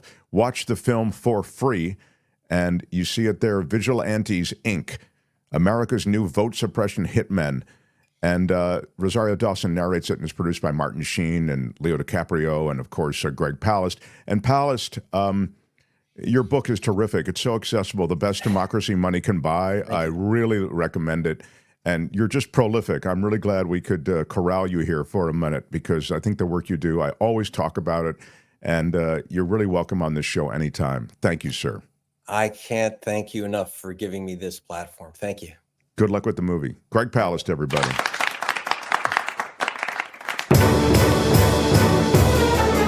The Mark Thompson Show. It was great. I loved it. How would you handle this? We could try ignoring it, sir. Morning. You cannot say you love your country. Where are my weed smokers at? Stay at home and get baked. What's up, everybody? Glad you could be here. I will tell you if you missed any of that, you can go back. We'll drop it as a separate video. And Tony's really good about getting that done. So you'll find it, and you'll find all our videos at our channel, The Mark Thompson Show. And please do subscribe and smash the like button. Smash it with your iron costs rod. you nothing. And I promise that it will make you happy. Yes, you'll just feel a sense of being informed and an active citizen. We have Kim's News, and then we have a True Crime Corner. Oh, yes, excuse me.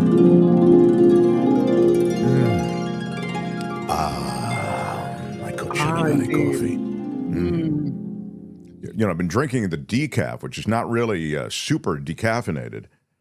At least it feels as though maybe it's psychological. I'm just feeling jacked up.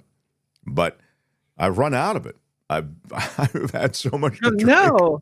Yeah, I need to go. I myself need to go to CoachellaValleyCoffee.com, and I myself will enter the discount code MarkT for 10% off. But it's all organic. It's from women-owned farms. But if that were just the case, I'd mention it. But I certainly wouldn't say this that I'm about to say. It's the best coffee I've ever tasted. And we love the cold brew here, which is not just like cold coffee. They're tasting notes in the cold brew that are really special. Courtney's addicted to it. And Kim is addicted to the tea, the loose leaf, bag tea, all that. Yeah, it's really something special. So there is Cliff, the Roastmaster General, and myself on a visit to the desert, and they're really doing well. Oh, excuse me.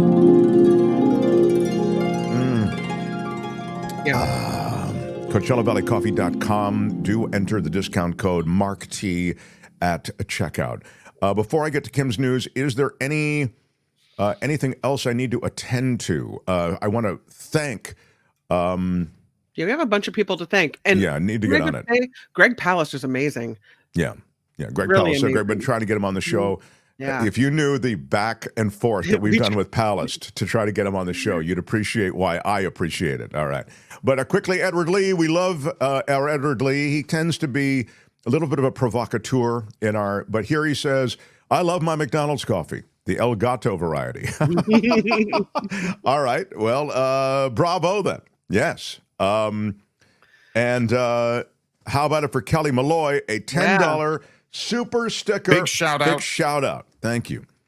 We shout out those super stickers. Appreciate all the super stickers and super chats. Callie Malloy's been here since the beginning of this show. Mar says, hi, Mark, do you still have your cats since the move? Now, Courtney has just entered the studio because she's coming up in the segment after Kim's news, and she will tell you that we have all of our cats, and we do have 4 of them, which may seem like a lot to some people. Yeah. Because it is a lot. Including our cat sitter. We vet cat sitters the way people vet CEOs. Yeah, we bring them through. We really do. Yeah, we have 4 cats. They're we adorable. love our cats, though. Yeah. And they're all personalities, and they're all sentient creatures like all animals. They feel excited when you come into the room. They feel love. I think they feel, it may not be the love that you write in a poem. They can't write it in a poem, but they may feel it more intensely than the rest of it. I mean, I so enjoy animals and feel connected to their world. Maybe it's because we do feel as though we can ascribe emotions to certain movements or certain behavior. Yeah. But anyway, yes, we have all our cats. Trevor Starr in Hollywood says, Mark, Thursday, Friday, Saturday, I had the worst cold ever. It was so much worse than the mild COVID 2 years ago. Maybe not as bad as malaria 20 years ago. Well, Trevor's got a lot of different illnesses that he can compare to each other. That's really kind of cool. Well, my malaria 20 years ago was slightly worse in the GI tract. But when you just come to the nasal congestion with COVID-2, COVID-3, though, is particularly tough. Trevor, you're like a compendium of COVID and malarial. Ooh, compendium is a ding word. You think we could get Mark Cuban to just pay Trump to go away? That is Trevor Starr in Hollywood. That is very, very funny.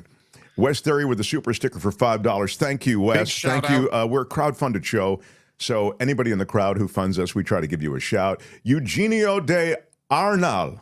Is that who it is? Yeah. I would say Eugenio. Look at you. Excuse me. Yeah, Kim's always looking you're looking to correct me. Mark, I'm not surprised that you say Eugenio, Mark, because you're sort of not that sophisticated. I would say Eugenio. Spanish. Eugenio. Yes. Wouldn't you? Right. Am I wrong? No, you're probably, who knows whether you're right or wrong. Maybe I guess that Eugenio might know. Eugenio de Arnal. See, when you say it like that. Yes, when you say it like that. I don't know if yes, anyway. Nobody talks about the removal of an affirmative action. No Contendo says. What is that in relation to? I think people talk about the removal of women's reproductive rights and then maybe discount that affirmative action is on the line and other things are on the line. Well, it's been rolled. I mean, affirmative action has been rolled back largely because of court cases, as you're aware, no Contendo. But I think you're right. That's also lost in the smoke. 45's outsourcing Elon for GoTV will fail. Experience, meaning it's just this is no Contendo sending. I really have a lot on Elon Musk today, and I haven't gotten to any of it. I have so much on Elon Musk that I want to tell you about.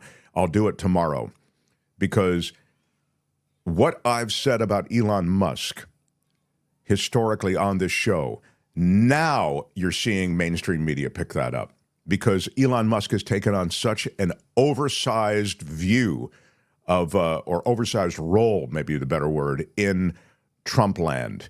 He is the number one surrogate. He is bankrolling Trump, and he is, as you're well aware, on target to actually have a role in the Trump administration. And for those reasons, everything I've talked about with Musk is finally about to hatch.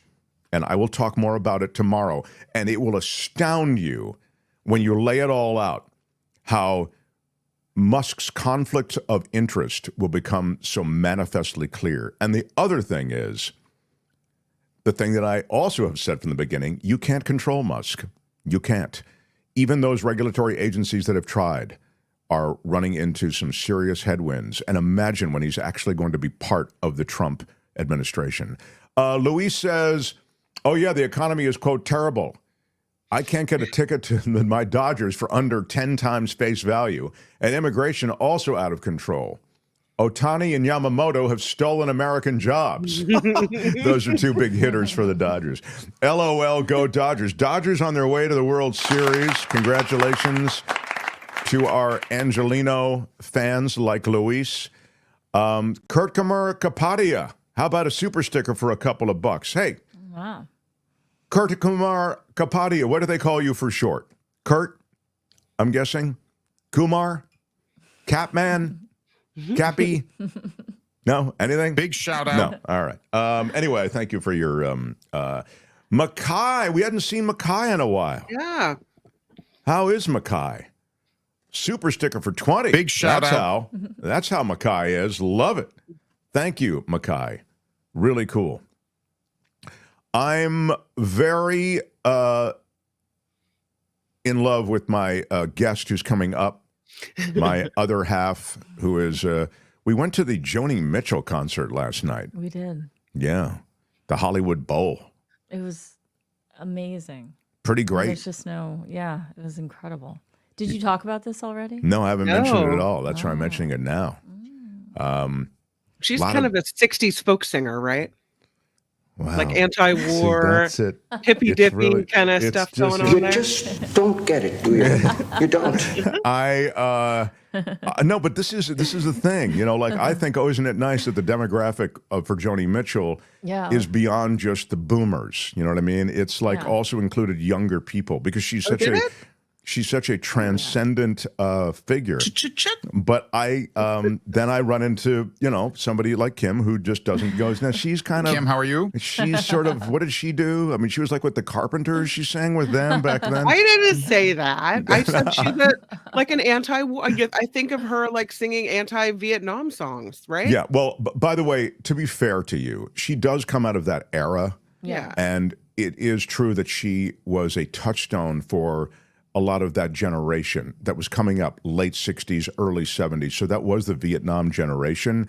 I don't associate her with the anti-war anthems as much as... Is she the blowing in the wind lady? No, she's the Both Sides Now lady. Like she does a song, I looked at life from both sides now. That's beautiful. It's stunning. It was Yeah, great. it was The show incredible. was incredible. Well, we talked about this when we were leaving because it's called Joni Mitchell and the Joni Jam. And the Joni Jam is her band, and it's made up predominantly of men in their 30s and like early 40s. Yeah, which that's we thought right. was really cool. Yeah, it was younger people on stage, like younger people than Kim even. Like, you know what I'm saying? I mean, because generationally, she does have crossover. Yeah. But somebody says it was Joan Baez who you're thinking of. Blowing Is in the wind. the Got it. Okay. Yeah. And somebody else said something like she was friends with Bob Dylan, Joan Baez. So, yeah, she ran in. I mean, that whole crowd was... It was great. Yeah. And that's Brandy Carlisle next to her on stage, and they kind of do the show together. Yeah. Joni Mitchell is not kind of a 60s folk singer. She is the 60s folk singer. She played with the band, was in The Last Waltz, and good friends with the late Robbie Robertson. Why are you yelling? Yeah, my God. All right. Good day, sir. All right. Honey, really setting us straight on Joni Mitchell. Man. Oh, my God, Kim, I can't believe you don't know Joni. Check out the album Blue, Lisa is saying. Yeah, check out the album Blue. She did the very famous song, They Paved Paradise, Put Up a Parking Lot. It's called Big Yellow Taxi, the song. Mm-hmm. They paved paradise and put up a parking lot. That means nothing to you, I know. All no, right, it means a lot to me, actually. It was, but did you tell them about what happened as we were leaving? Okay, so let's tell the story real quick. Now I got Kim's news, and we're going to run late. So I also need a show link. you haven't gotten a show link yet? Okay, maybe Kim can send the show link. You need to send a link to Courtney. Yeah. This Hollywood Bowl was filled to capacity with the people who were Sold there to out. see Joni Mitchell last night, and she had all of these different guests on stage who didn't come forward really in a high-profile way until the second act. There was an intermission, and they come on. And among the friends, for example, Elton John was there. Yeah. Kim, are you familiar with Elton John? Yeah, I do know who Elton John is. I know who Joni Mitchell is. I correctly said she was a 60s folk singer, right? What? Okay, all right. Not that I was wrong. Yeah. Anyway, the point is that among those friends was Elton John. Meryl Streep was on stage with her. Yeah. Who else was on stage? It was a bunch of people, very high profile. Rita Wilson, Annie Lennox. Annie Lennox actually sang like 3 songs. Marcus Mumford. Yeah. John Baptiste. Yeah. It was quite the show. incredible. Okay, That's so amazing. Yeah, filled to it was capacity, incredible. all that stuff happened, and yeah, lived in Laurel Canyon with Jackson Brown. That's a great point, Peter. I don't know why I can't get it to be. There it is. I lived in Laurel Canyon with Jackson Brown and the whole crew. Yeah, she's part of the movement that was all incubated in Laurel Canyon in Southern California. So we're walking out last night, and Courtney hears this following conversation going on right next to us. Go ahead. But what was it? It was he was talking to his wife. He was talking to a woman, which I Was- assume is presumably his was- wife or his date. She's playing the role of his wife. I right. feel like I'm going to deliver this not as well as you would, but we're walking out and this man he's electric with excitement. You can tell that he is just thrilled that Joni Mitchell has come out of retirement and has played, I think, only small shows until these past 2 at the Hollywood Bowl. And she truly was magnetic and enjoying herself so much. And that was, you could feed off of that energy. It was a real that was coming from the transcendent stage. kind of show. Yeah. It was really special. It was more than just a music show. Yeah. So go ahead. And so this man, So he says, that was incredible. And there's this long pause. She says nothing. And then she says, what? so good. And then there's another long pause. And he says, the show was incredible. We laughed so hard, we were crying. What Joni It was so Mitchell good. was doing was incredible, he continues. And and then there's like this long pause, and she says, sort of, oh. She's like, oh, okay. Yeah. It was so great. It was like, He was so enthusiastic and so effusive. And then she was just like, yeah, yeah. Joni Mitchell was great. Yeah. it was great. It was like, of course he's talking about the show. It was just so funny. It was everything that we wanted at the end of the show. Kind of like It was pretty great. Yeah, she's had health issues. That's exactly right, Jim. Yeah. She was brilliant. Everybody sat down through the whole performance because she is, having to sit to perform. Joni Mitchell and Graham Nash were a big item back in the day. Anyway, very good stuff. Good memories. Mark, were you high too? There was a lot of weed in. Where are my weed smokers at? There are a lot of them at the Hollywood Bowl. Yeah, there were. Did you? Well, yeah. There was a couple funny things that happened last night, but there's Joni Mitchell and Graham Nash. Good grab, wow. Tony. Jeez, Tony on top of it. Very. Thanks, Tony. I like him on Mondays. Tony's really sharp on Mondays. Graham Nash is a very close friend of Bill Siddons. Oh, that's right. Bill Siddons, who was a guest of the show, and our old neighbor. And Hani says, again, my daughter and son-in-law are in their early 40s. They love a lot of 60s music. I've given them many of my LPs, folk, rock, the band, The Doors, jazz. They have a turntable, and they play all the old vinyl stuff. Nice. It was a time, for sure. Anyway, that was a lot of fun, and thank you for joining me at the Joni Mitchell Show. Now, we have a little bit of a fork in the road, and The Mark Thompson Show. We sat down because she was sitting down, says every boomer. How dare you? How dare you? Yeah, it was a mixed crowd. Yeah. Generational. I have to get some news in from Kim, okay? and then I'll get to you. I'll make it fast. Yeah. So we'll go. Take your time. We'll go past the top of the hour. We often do that here. If you're new, we are a show born of a talk radio show in San Francisco. The station where we were is a big talk radio station, went away. And we took our show, Kim and Albert and myself and Tony, we came here to this platform, YouTube, and we also feed this show as an audio presentation across all the major podcast outlets. So if you are on any kind of platform from iHeartRadio to Spotify to the Apple Podcasts, you can find us here, The Mark Thompson Show. So thank you for subscribing if you haven't yet. Costs you nothing. And like the show if you would, please. Smash the like button. And now, okay, I've got my bearings. We have True Crime Corner upcoming. Kim's News next as we continue. The Mark Thompson Show.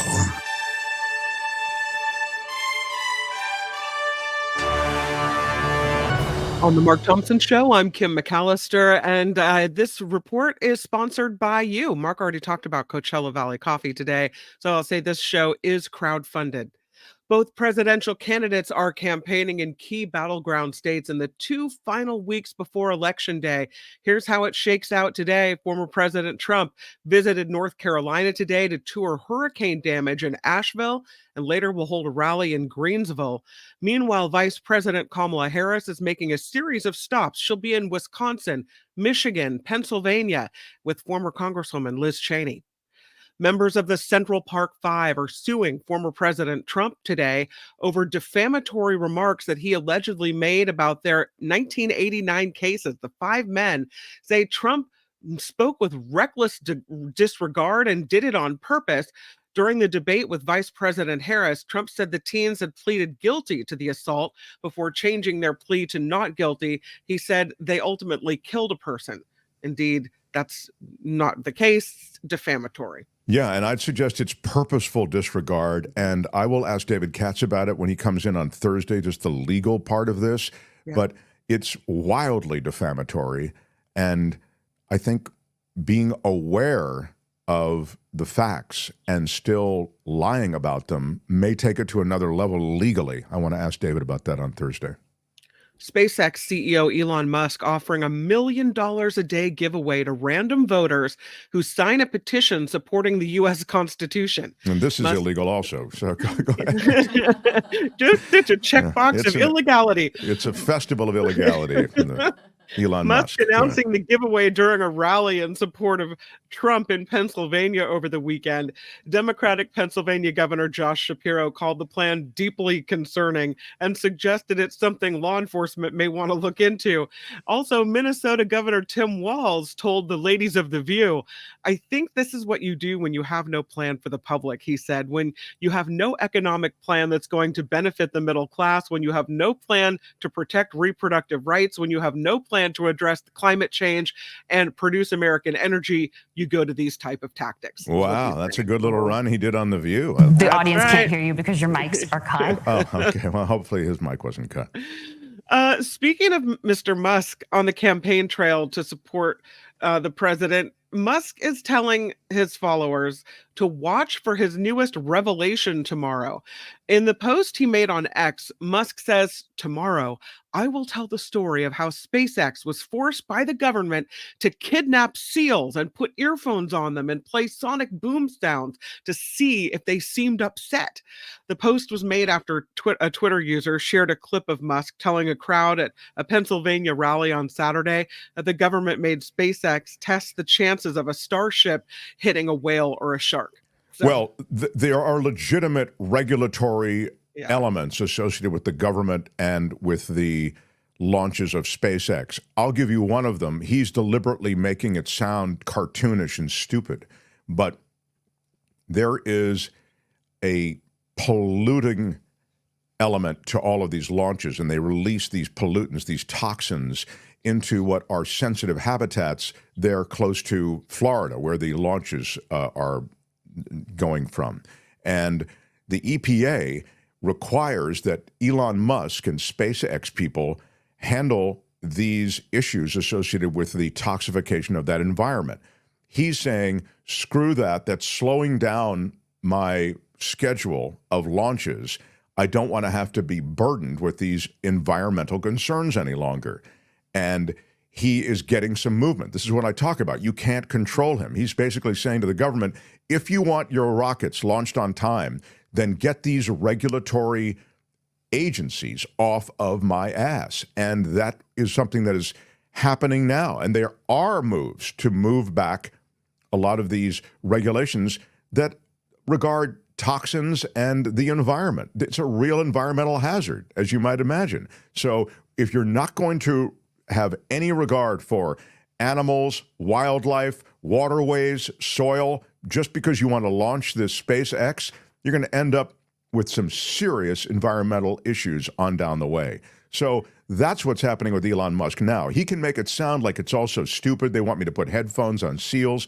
Hey, screw that, dude. What you're doing has legitimate and major environmental effects in the negative, and you have to handle those.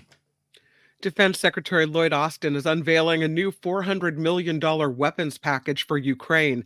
Austin making the announcement today after meeting with Ukrainian President Zelensky in Kyiv. The United States has given Ukraine more than $61 billion in security aid since Russia launched its invasion of the country in early 2022.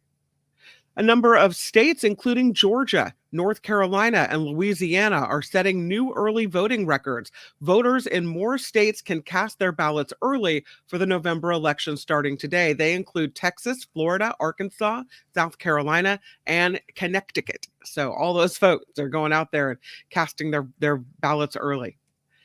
The battle over Louisiana's 10 Commandments law goes before a federal judge today who will decide if it will go into effect this January. What could be wrong with that?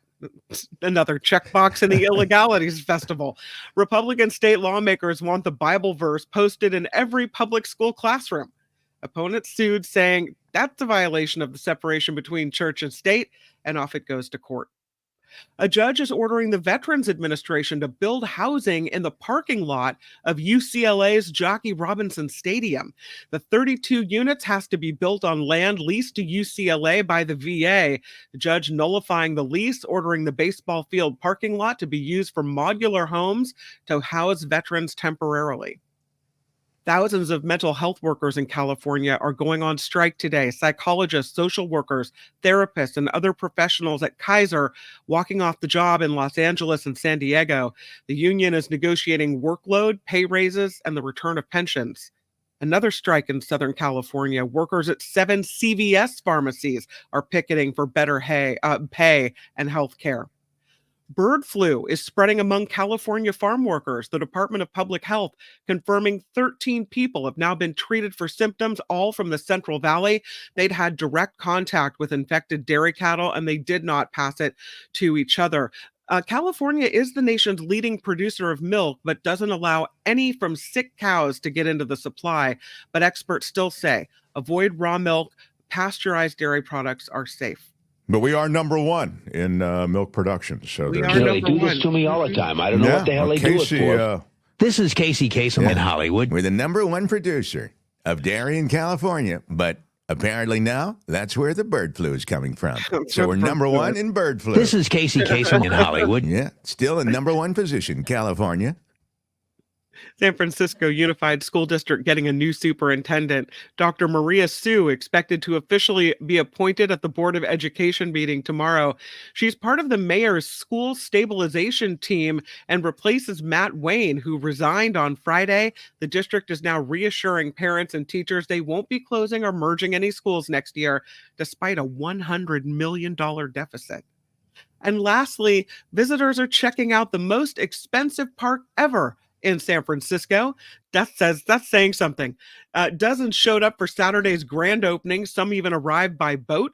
Along with a huge pier, 900 Innis Park has a floating dock, a food court, a museum, and a wooden boat building school. Took 10 years to convert the land into a park at a cost of $68 million.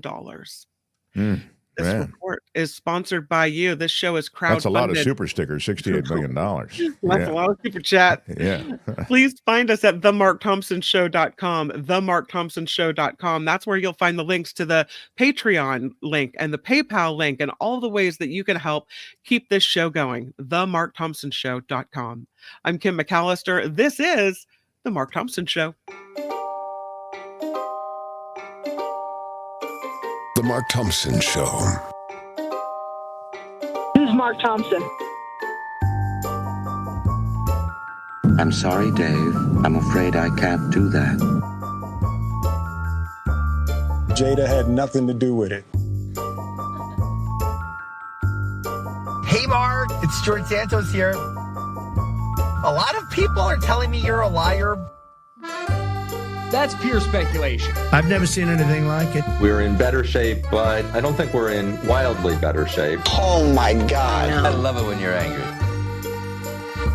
Your Honor, I'd like to ask for a recess. Where are my weed smokers at? What do you think I'm going to say to you? Don't talk to me that way. That was very inappropriate. That's not fake. That's real. Seriously, what the I love it. It was great. I loved it. And this is their new host. It was wrong, it was stupid, and I'm trying to be a better person. It's fantastic. Whoever is producing this thing has no idea what they're doing. The science is ridiculous. Yes, right on, everybody. It's our Monday show. There's a lot coming up tomorrow. Even I'm just looking ahead in my Magic Look Ahead tablet. I have a special Magic Look at and it's telling me that tomorrow we have Pulitzer Prize winner David K. Johnston. We also got a couple of interviews loaded and ready to go that I'll be doing later today. There's a ton of stuff going on. Are you aware of this, Courtney? Well, there's also Elon Musk updates. I have the big Elon Musk earlier. that I mentioned. I'll get into it in bigger detail tomorrow. By the way, I misspoke, though. So I need the whoopee. I stand corrected, I think. I stand corrected. I stand corrected by myself. I think I said Florida where they launched. They used to launch but they launch the rockets from Texas.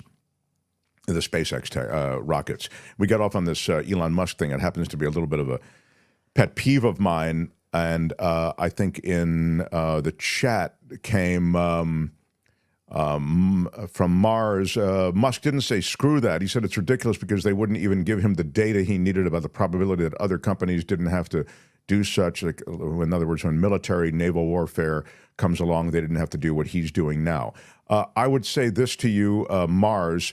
The military gets away with polluting and toxifying the area around where it's working all the time. Look at the burn pits that come out of Iraq. Look at what's happening at Camp Lejeune. They have a class action suit against the U.S. government around the toxification of the water supply at Camp Lejeune is essentially what it is. So don't point to the American military and say, or have Musk point to it in some kind of righteous way saying, hey, I want the same kind of lack of regulation that you give the military. The military is paying a price for lack of regulation. So again, SpaceX and the building of these rockets, it may be a lofty goal, and it obviously is something that we depend on, the U.S. government, but they are toxifying environments here on Earth while they attempt to explore in other horizons. So more on that tomorrow. Now, I have to, Tony, I have to tell all of our Mark Thompson Show television stations and radio stations all along the television and radio network here at the Mark Thompson Show, we will be running long. So I'm sorry about that. What? I know, it happens. Are you okay, Tony? Can you stay with us, or do you have some? I'm good. I'm good. Okay, good. Everything I already moved some stuff, so we're good. All right, thank you. How about a quick shout to Rob Hersey, a $10 super chat. Thank you so much.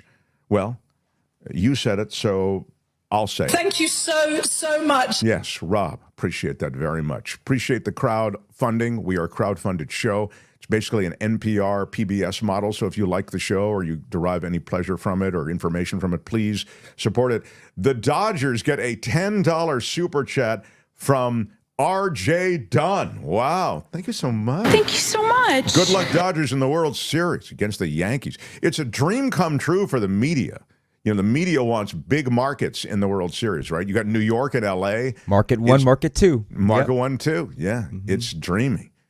R.J. Dunn, the $10 super chat. Wow. I wish I knew what you were talking about. Yeah, you're not a big sports fan, but it's pretty big deal. Yeah, so, yeah. Seems like it. All right. I'd like to get to more comments. I'd like to do a lot of things, but the thing I most want to do is get into the talk of true crime. Here it is, True Crime Corner.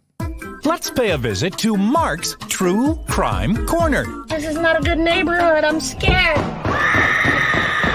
Now, here's your host, Mark Thompson. Yes, Courtney is my better half who takes us through the world of true crime. And what do you have for us today, my dear? Today I have the age-old story of a woman walks into a bar and she's found gruesomely murdered the next day in her Florida timeshare. You know, it's that story is as long as the day. Yeah, right. I wouldn't. And I will spare all of the smart-ass comments because it is a horrible, gruesome thing, I thought, I'm sure. But this is a story of Lois Reese. And Lois Reese is a woman who was labeled the fugitive grandma. And she was married to a man named Dave, and they lived in a very small town of, I think it's Bloomington Prairie, Minnesota. And they married young. I think that Lois was 20 when she married Dave. And they lived a really wonderful life. They had 4 children, and Dave was an avid fisher. And he had a job, but then he ended up opening a bait shop called the Bait Box. And then from there moved to start a farm with waxworms. And this farm with waxworms actually proved to be very successful. And so, thank you. That photo that you just went by, Tony, is this Bloomington Prairie where they lived. I think there were fewer than 2,000 people in the town. And so they had this waxworm farm, and it did very well. And they were comfortable, but sort of looming in the shadows was Lois was a gambling addict. And she was somewhat, she wasn't hiding it, but she was definitely running out of money that she had inherited. And she had actually stolen some money from her sister that her sister had inherited. And so she started to take money from the waxworm farm that was doing well. And this was all behind Dave's back. And Dave was growing sort of suspicious of Lois's activities and had warned some friends about it. And then in 2018, in March of 2018, Dave goes missing.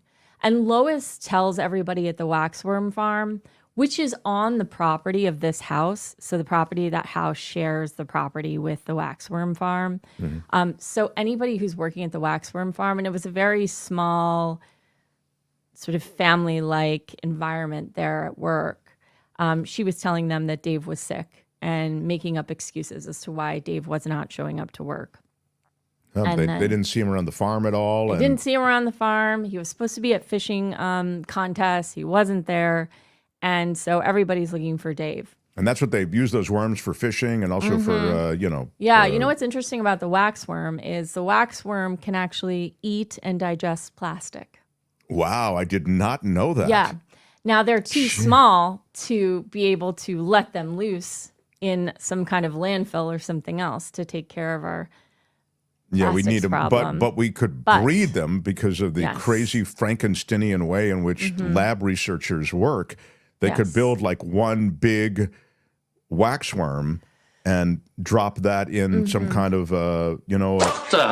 Emil Schaffhausen. Dr. Emil Schaffhausen III could actually probably develop that. It's true. Exactly. Anyway, I didn't know that, and that's fascinating. Yeah, it's fascinating. But I bring all this up because Dave is doing well. He is a big contributor to the town. The business is doing well. He's doing well. He's got business. But Lois, there we go. There's a waxworm. Yeah. But Lois, known as Losing Lois to all the local casinos. Oh, because she can't win, and is no one taking can win some gambling. money. Yeah, and she's running out of money. So Dave goes missing. Lois makes some excuses about why he's not around. And then about a week and a half after sort of the initial missing of Dave, Lois is seen pulling out of their driveway in Dave's car and does not return. So the friends and family of Dave call the police and a wellness check is made. And in fact, he is found shot twice in the bathroom of the home that they shared. Wow. The body was still there. Yeah. And he was shot through the heart. Yeah. So obviously very intentional, but this was all premeditated. So Lois is gone. I knew I would do that because I kept reading it as Lewis. Lois is now on the run. She is the fugitive grandma on the run. And she's a suspect now. She's a suspect now in his murder. So she leaves Minnesota and she starts to drive south. I think there's a visual, Tony, if you just go down a little bit. Tony, we have a visual. Thank you. Yes. So she's in Blooming Prairie and she drives south. And she drives into Iowa and she goes straight to a casino. And she's playing at the casino and nobody can find her. And actually, no one can find her. She's start at the casino. I know. And she's on all of the CCTVs. Well, that's exactly to the point, Mark, is that her niece starts writing to all the casinos in the area saying, like, my aunt is wanted for the murder of my uncle. And if you see her, let us know. And this casino in Iowa writes back and says, yeah, she was just here. But they've missed her now at the Diamond Joe Casino. So she stops at a truck stop in Iowa and asks about if she wanted to go south, what freeways she would take. And at this point, she's caught on CCTV in the truck stop, but she's changed her voice. Very strange. But she's allowing herself to be filmed in all of these places. Sure. So there's some understanding of trying to misrepresent herself as somebody else, but still allowing sort of her trail to be sort of captured on these different murder places. Suspect on the run is obviously what they were leading the news with in these various places. So even as they recognize her from CCTV, they have to they run with the story about her being able to elude authorities, I guess. How long was she able to elude the authorities? About 3 weeks. Wow. So in this first week, 3 weeks from when they found the body, but her husband had been dead like 12 days. So, really like a month she was on the run. So she ends up in Fort Myers, Florida. I have to imagine she ends up in Fort Myers, Florida, because a friend of hers from Blooming Prairie had a house there. So she sort of knew of the area. And she goes down to Blooming Prairie and she goes into a bar. And this is actually, if you're watching, on the right-hand side is a picture of her at the bar. And then she's meeting her next unfortunate victim, which is Pam Hutchinson. So she meets Pam Hutchinson in this bar. Mm-hmm. She starts chatting her up. Now, authorities believe that she started to chat with Pam because she kind of looks like Pam a little bit. And she was running out of money and she needed a new identity. So she was going to become Pam Hutchinson. And so she meets Pam. They have dinner at this restaurant. They get along very well. Lois is explaining that she's a recent widow and Pam is recently divorced. So I think there's some commiserating over that. Mm-hmm. And Pam invites... Did you lose your husband the same way I lost mine? I don't think they got into how he died. Yeah. But so Pam invites Lois to stay with her. And they spend some time in the hot tub. And I thought, That's weird. But there's a lot of CCTV with them going in and around the timeshare that Pam had in Fort Myers. And Pam was there to visit a friend. And so she had a certain amount of time at this timeshare. She extends that, she meets Lois. And then a call is made. So now they're both staying at her timeshare. Yeah, they're Lois both is crashing there also. Okay, go ahead. So a call is made from the timeshare apartment to the office requesting an extended stay. They extend it. And then Pam is never seen again on CCTV, only Lois. And Lois is taking out luggage and a bunch of items from the timeshare that Pam was staying at, and she's loading them into Pam's car. And that's her driving away in Pam's car with a car loaded full of Pam's stuff and her own stuff. Now, Pam was supposed to check out, and so the office manager of the building goes into the apartment that she's staying at, this timeshare, because she needs to check on something. She knocks on the door, no one answers. She gets a couple other people to go into the apartment because she has this sort of eerie feeling that something's not right.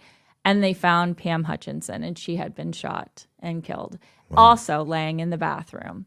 So now Lois is wanted for 2 murders in 2 different states, and she is on the run again, and they have lost her. She ends up in, Prairie, thank you, South Padre, Texas. Oh, that's like spring break land, South Padre Island. No, that's what I thought when I was reading it. And she's there, I guess it's kind of close to Mexico. And so she's made a couple stops between Fort Myers Beach and South Padre. She stopped at, you can guess, a casino or 2. She's actually won a little bit of money, losing Lois. Yeah, you don't always lose. Losing Lois does, apparently. Yeah. She's earned the nickname of Losing Lois. Wow. But she ends up in South Padre. And again, she starts chatting another woman up. And this woman is Bernadette Mathis. And so Bernadette enjoys the company of Lois, invites Lois back to her home. Lois spends the night. They go in the hot tub. Same thing as what happened to Pam, only a week and a half earlier. And Bernadette does one thing that Pam did not do. And Bernadette attributes this to saving her life. And she did not know who Lois was. So she didn't do this with any intent to, save herself. But Bernadette starts to tell Lois about the cameras in and around her home and how the police had just come by to look at the camera footage to find people who were breaking into cars. And it is suspected that, in fact, was the reason that Lois did not kill Bernadette that evening. And so Lois is hanging out in South Padre. Bernadette has left South Padre, is coming back. And in the time that Bernadette has left, Lois is arrested. And so Lois goes to a restaurant in South Padre. She's enjoying a cocktail. And one of the managers of the restaurant calls the U.S. Marshals and says, the woman that you're looking for, Lois Reese, is at my bar right now. Wow. And the bartender tells the story of Lois orders a glass of a Riesling. I don't drink. So Riesling, right. So, and by the time she had turned around and started to give it... What's a good wine that goes with an arrest? By the time she turned around and started to give it to Lois, there were 4 U.S. Marshals in plain clothes arresting this woman. Wow. It was quick. Can't a woman finish her Riesling before she's incarcerated? And it was needed. I mean, this woman was going to murder again. So she is arrested. She pleads guilty to both murders. She is given life in prison without the possibility of parole. She is serving her time in Minnesota. The sheriff of the Florida county of Fort Myers is a real character. Big Trump supporter, real character. I was surprised that he didn't force her to serve that time in Florida, but she is, in fact, serving that time in Minnesota.